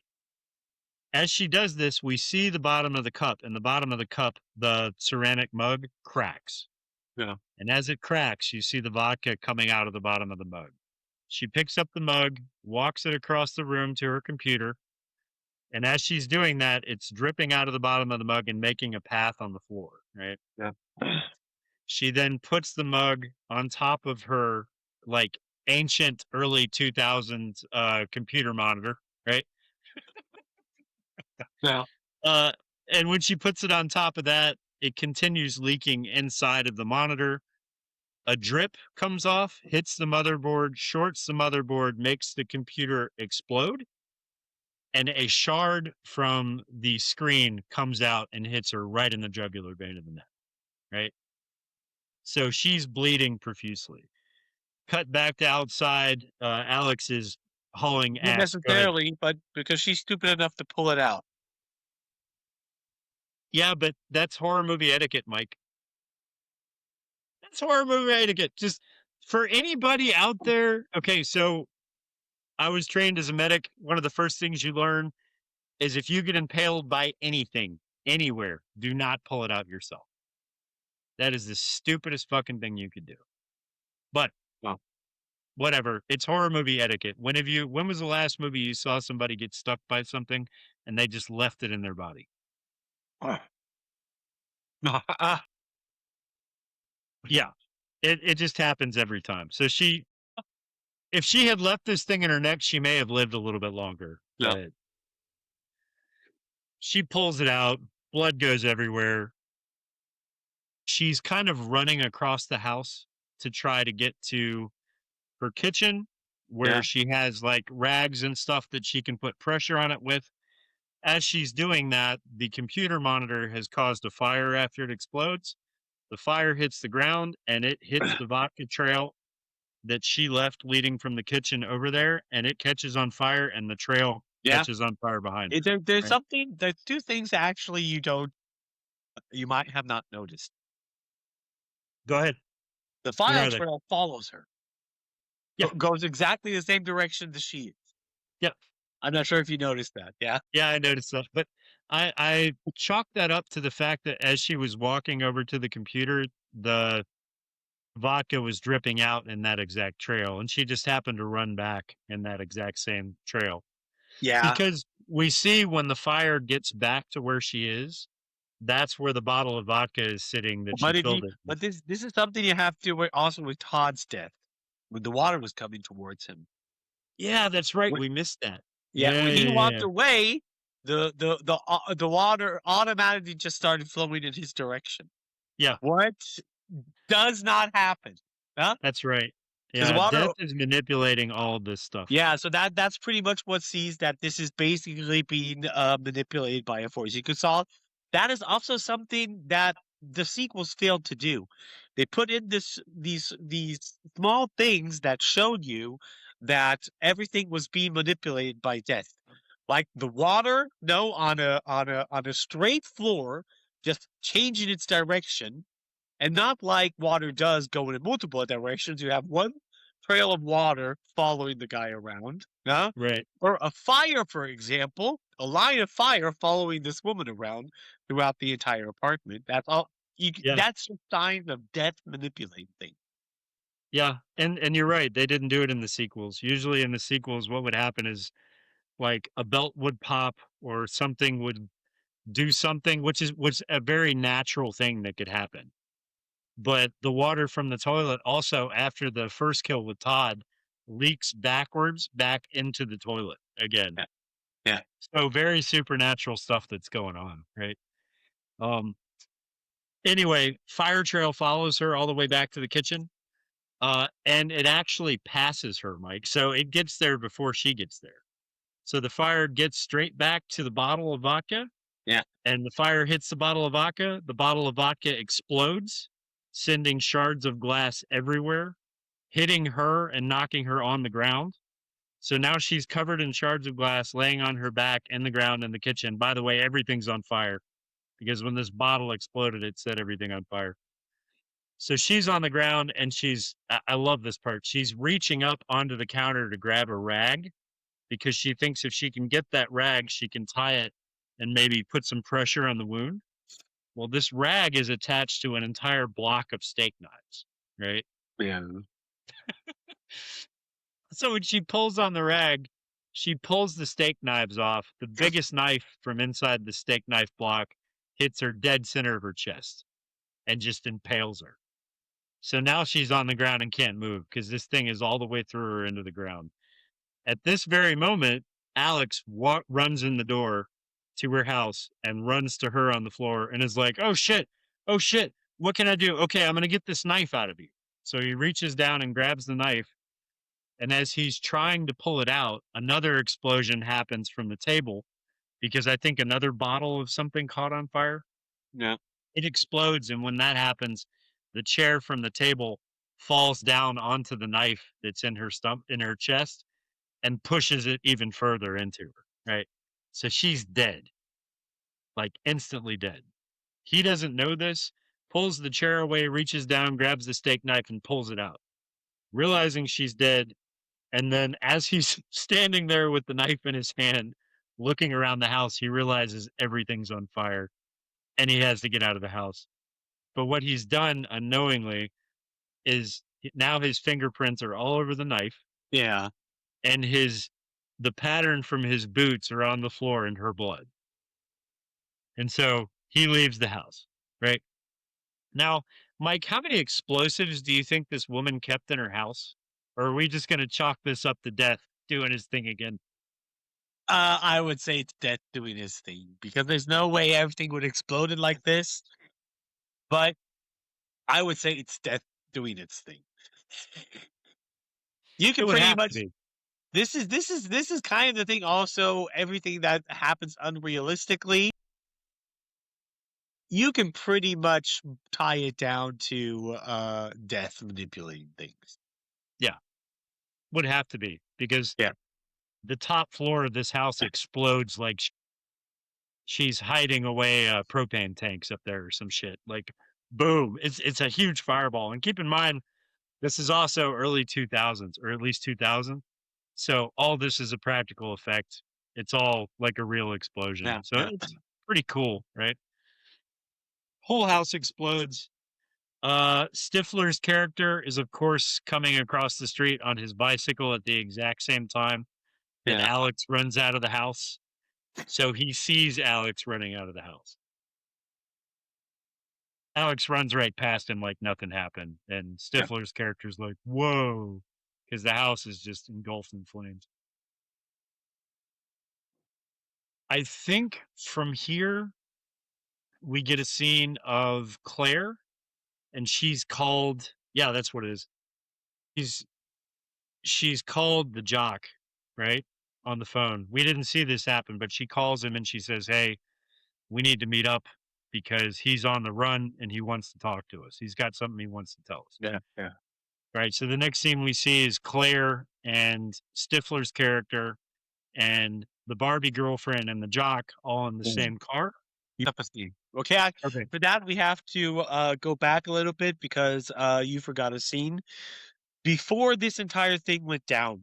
During the day, before the teacher dies.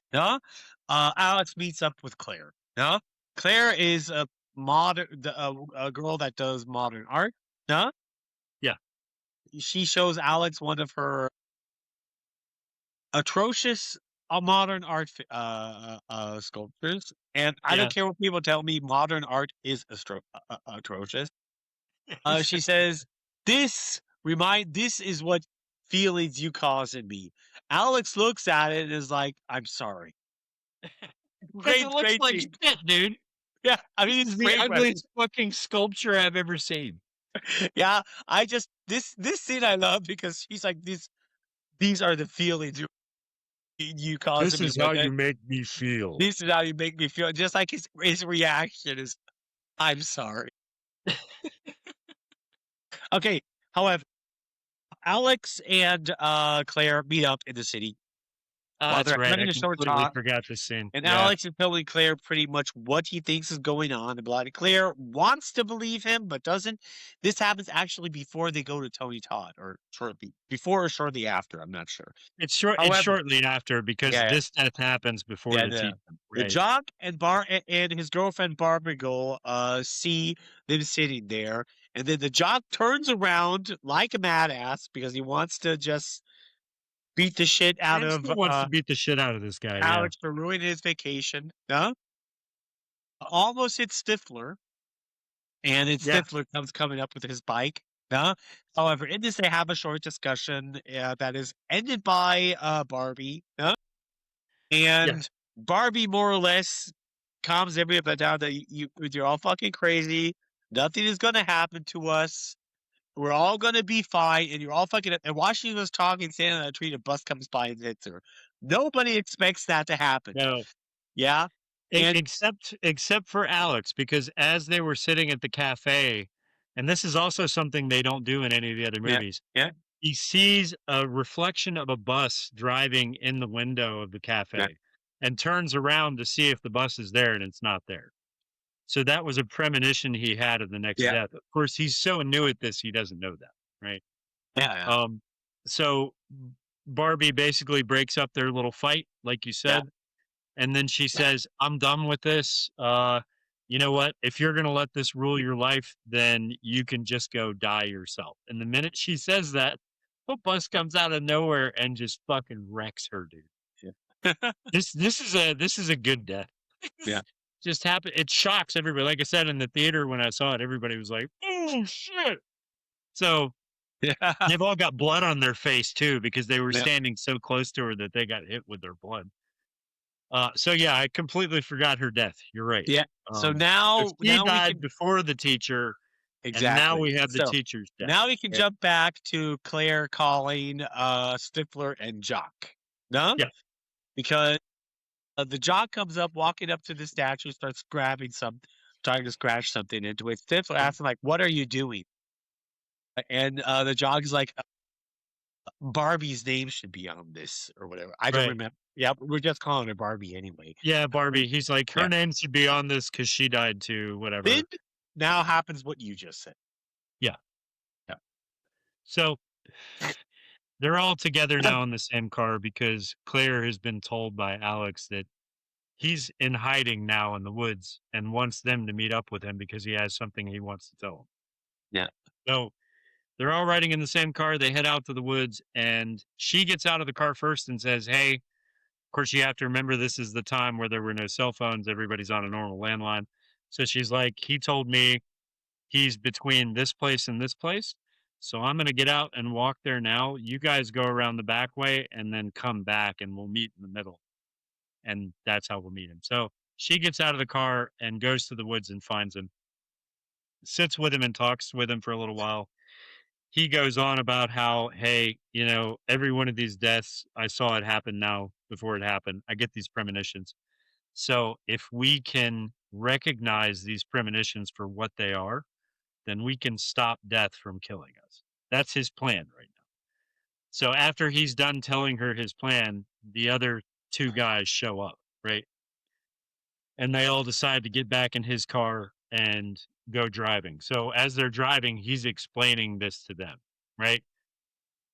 The jock does not like this because we've already been shown that this guy wants to feel 100% in control of his own life, right? So he doesn't like this idea at all. He is also upset because he wants to know who's next because he knows Alex knows who's next. Alex doesn't want to tell anybody who's next. So automatically the jock thinks it's him. He's like, "Oh, you're not saying who it is because it's me, isn't it?" And he's like, "No, I didn't say anything. It's not going to help you to know who's next. That is not going to influence your decision in any way. You don't need to know." The jock is like, "Fuck that. That means I'm next.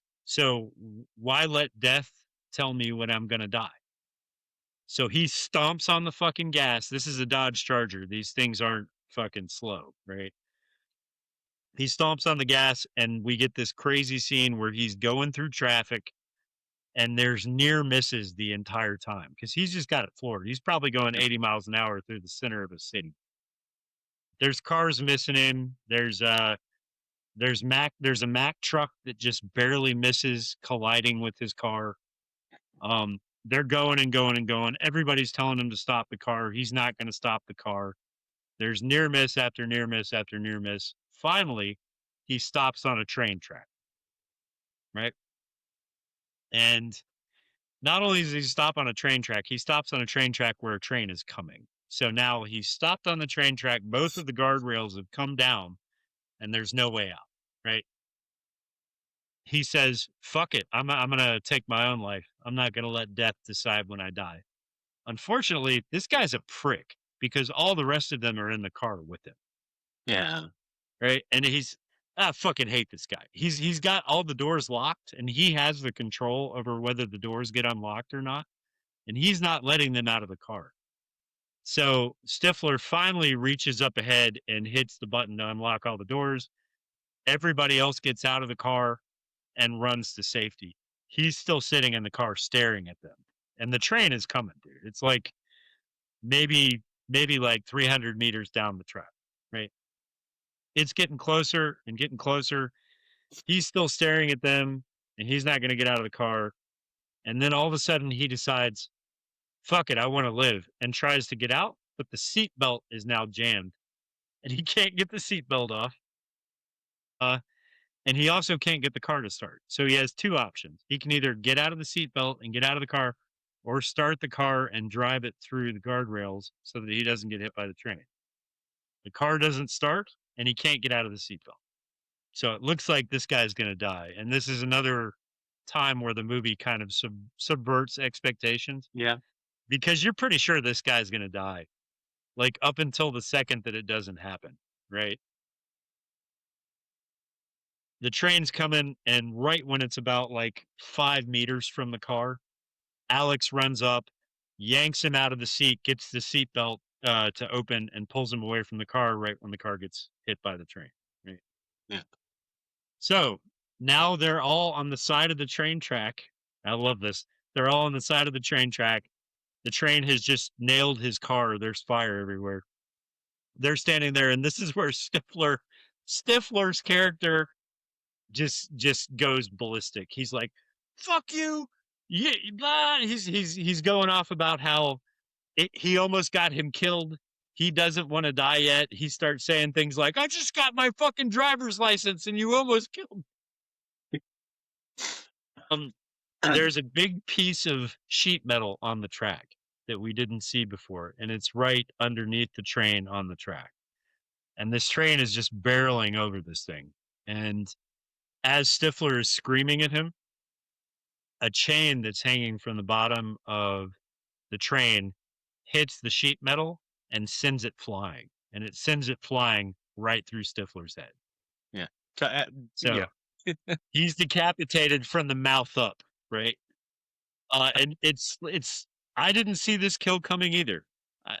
This movie got me every time. I did not see any of these deaths happening. Did you see this one coming? Because this one got me probably the most. Yeah, it was kind of we saw the metal plate on the floor. It's like, okay, that thing's gonna kill somebody. Yeah, but I didn't know who it was gonna hit. Yeah. When I saw the sheet metal on the ground, I thought for sure it was gonna hit the guy that just escaped from the car. You know what I mean? Yeah. But instead it hit Stifler and took his head off. So whatever, dude. It's a good scene. Yeah. It's also a practical effect, which I think is really cool. Like there's no CGI involved here. Now, of course, they're upset he's dead, but they're also like, okay, we have to get out of here because the cops are going to be here any minute because the people in the train probably called someone because they hit a car. And none of them want to be blamed for it. So they leave Stifler's body there and they take off, right? I feel bad for his character, Mike.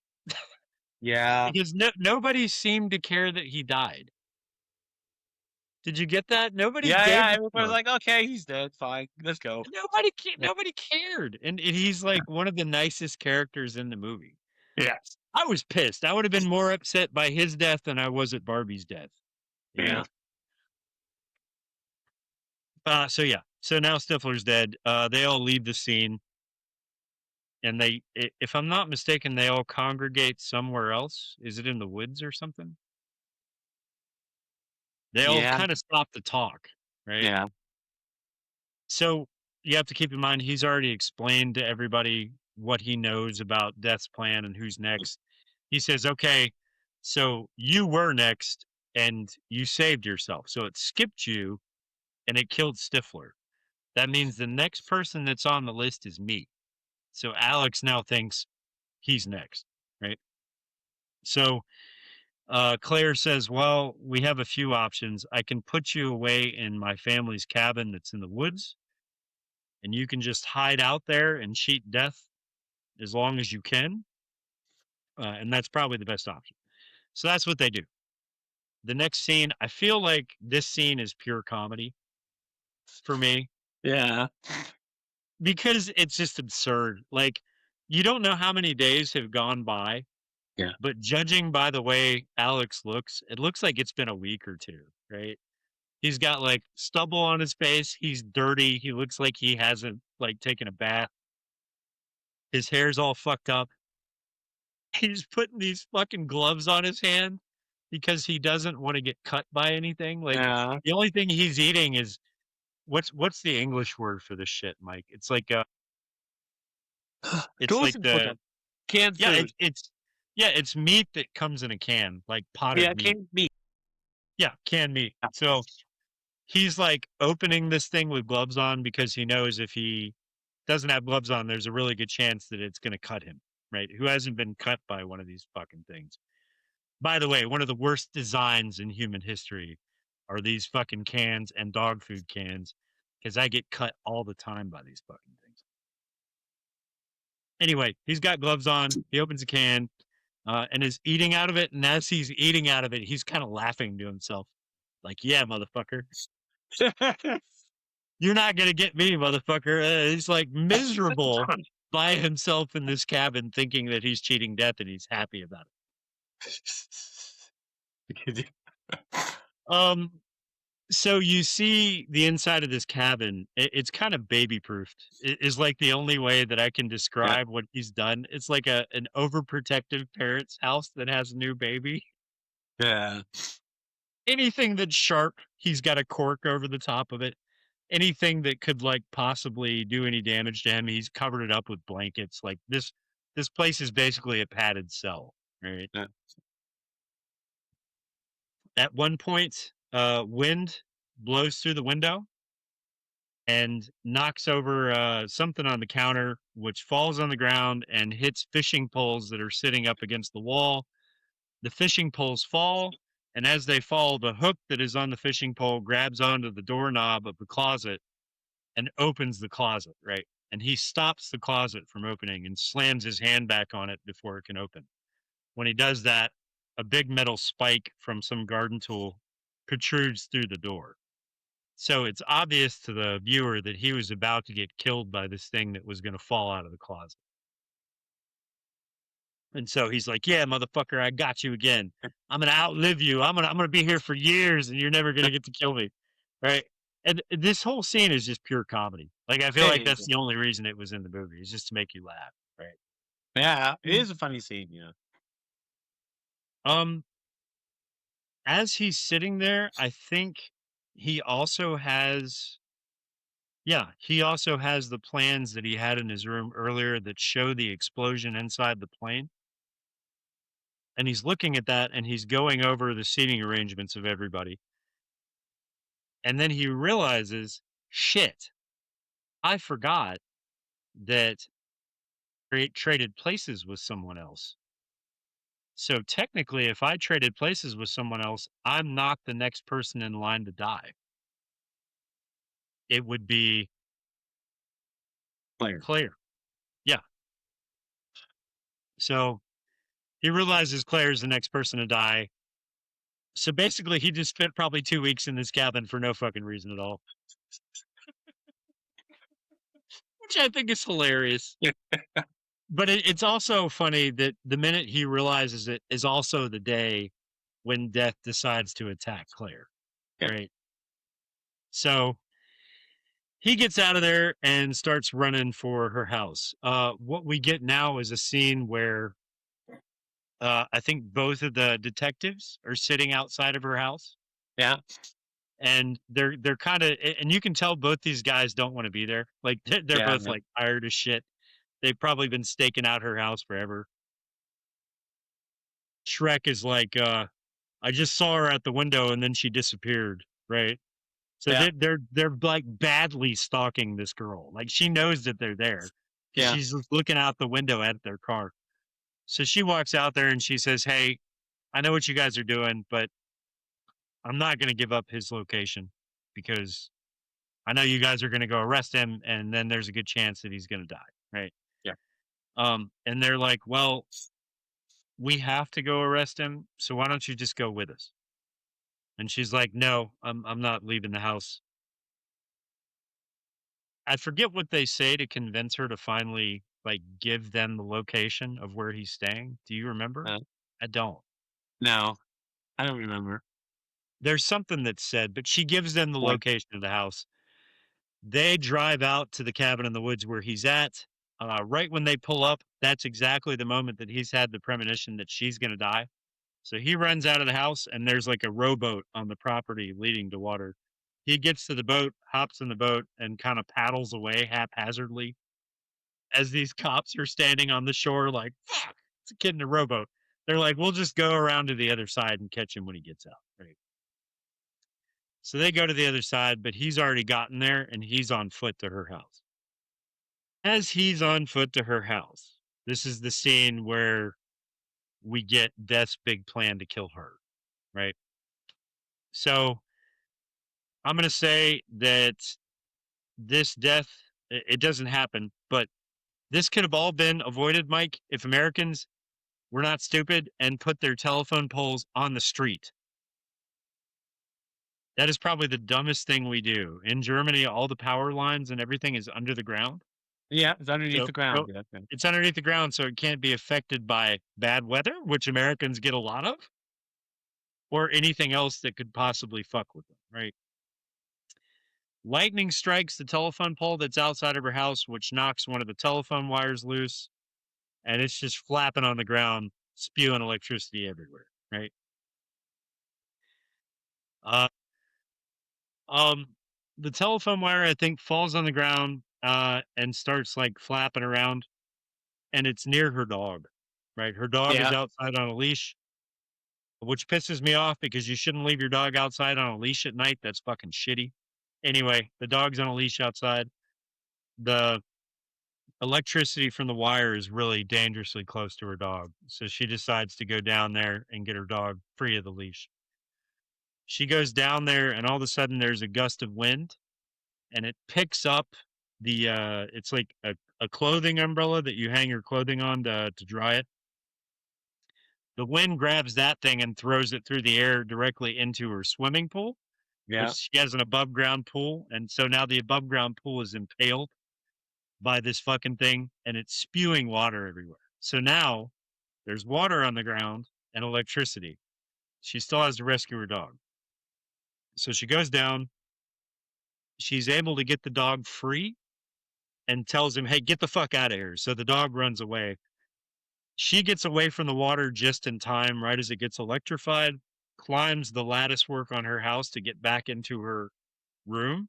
Yeah. And when she does, this wire, of course, because it's being like operated by Death or whatever, makes its way up to her window and hits her TV that's inside of her room. TV explodes, fills the room with fire. She falls outside of her room. And when she does that, all the lights in the house start exploding. Why? I don't know. Yeah. I have no idea. This makes logically no sense whatsoever, but again, we'll chalk it up to Death. The lights in the house start exploding. It causes the house to catch on fire. She goes downstairs and runs into the garage to get inside of her car because she thinks she can get away in the car from the house before it explodes. Right. She gets in the car. She backs it out of the garage, and when she does, I forget what it is. I think it's like the garage door catches the top of her car I and then I think so falls too. Yeah. down. Yeah, it falls down, so now she can't get completely out of the garage. At the same time, the wire that's full of electricity is just hitting the car, and it lands on top of the car, like the hood, Yeah. and is just flapping around. There's electricity everywhere. She's basically stuck, right? And Yeah. this is the time that Alex shows up on the scene.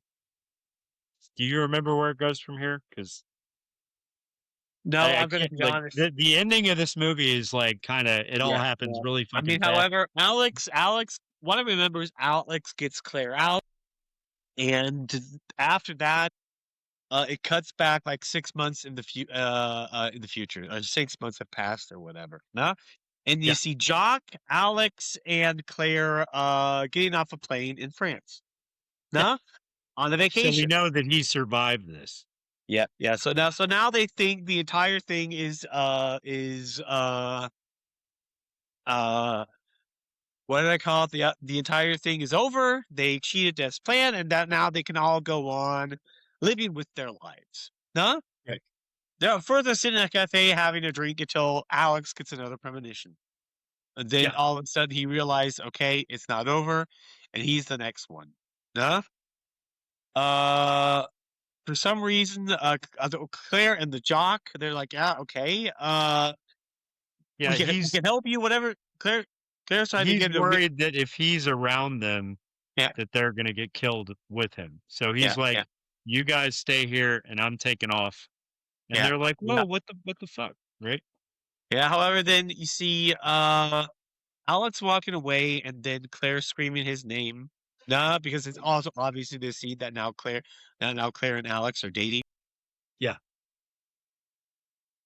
I think it was a bus that was actually going to hit Alex. Yeah, because The he last- gets a premonition because he sees another bus. It just like he did earlier. Yeah. Shortly before the bus hits Alex, the jock knocks him, pulls him away, and then the jock's like, okay, why are you still alive? I thought, wow, this shit isn't happening anymore, or something like that. Then Alex says, I was skipped, and the jock is like, well, then who's next? And you see just this sign from behind, falling down. A fucking huge street sign that's gigantic that's falling down from one of the roofs of the buildings next to him, and it swings down behind him, and right before it hits him, it cuts, and that's the end of the film. And that's the end of the movie. Yeah. Yeah. This is kind of where I'm not sure, because if you watch part 2, it doesn't explain who from the first movie died, right? There's no reoccurring characters, so you can assume that everyone. Who? Yes, there is. Oh, that's right. Claire comes back for part 2. I forgot that. Okay, yeah. Claire comes back, and Claire gets herself locked up in an asylum. Right. Yeah, and she says something about everybody I care about died. So according to Claire, you can see that both the jock and Alex eventually both got killed, and she got herself locked up in a mental institution. Well, because she did not want to die, and apparently that's a place where you can live relatively safe. Yeah. And all she had to do is just tell everybody the truth. Yeah. Yeah, and they think she's insane, which I think anybody would. This movie, after watching it this time, I really can agree that it is the better one of the series.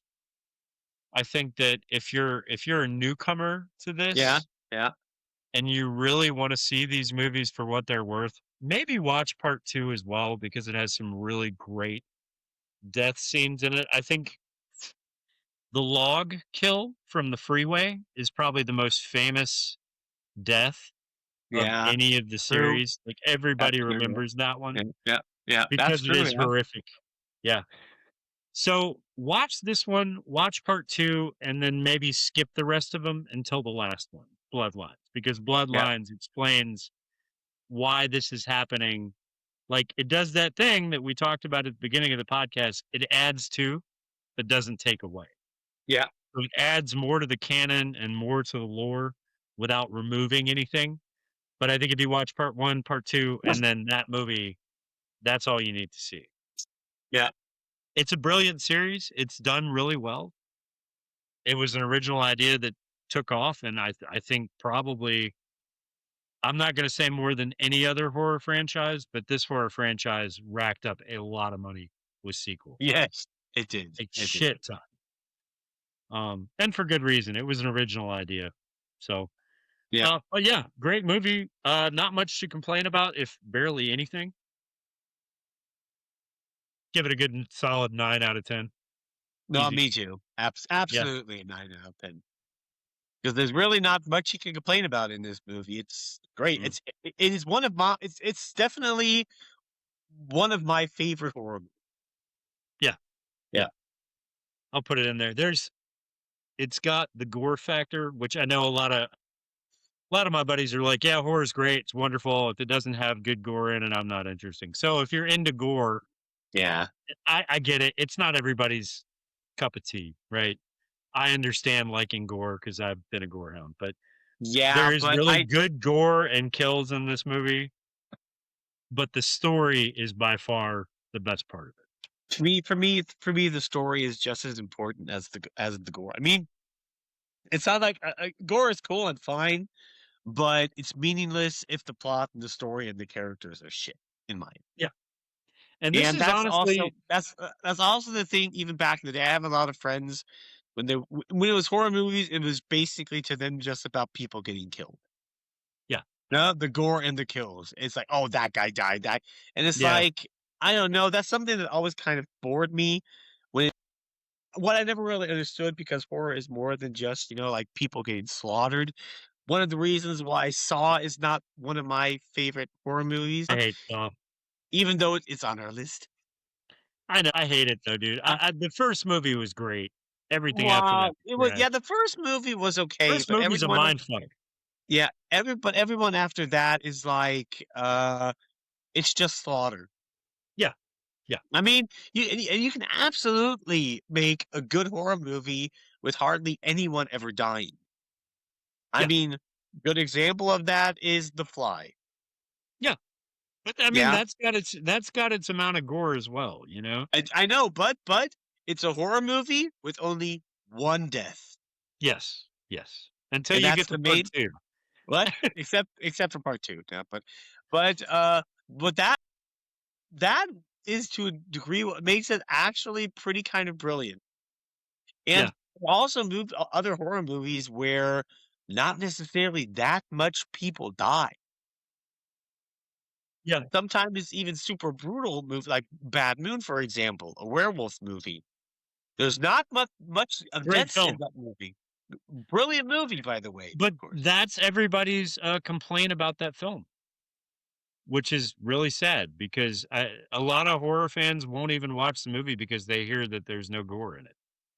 But I love that movie. I think Bad Moon is Yeah, great. but you have blood and everything in it. There's blood, but I mean, there's not a whole lot of like kills. You know what I mean? There's no gore. Yeah, but I mean, to be honest, that there's not a lot of gore in it. That applies to a lot of werewolf movies. Yeah, that's true.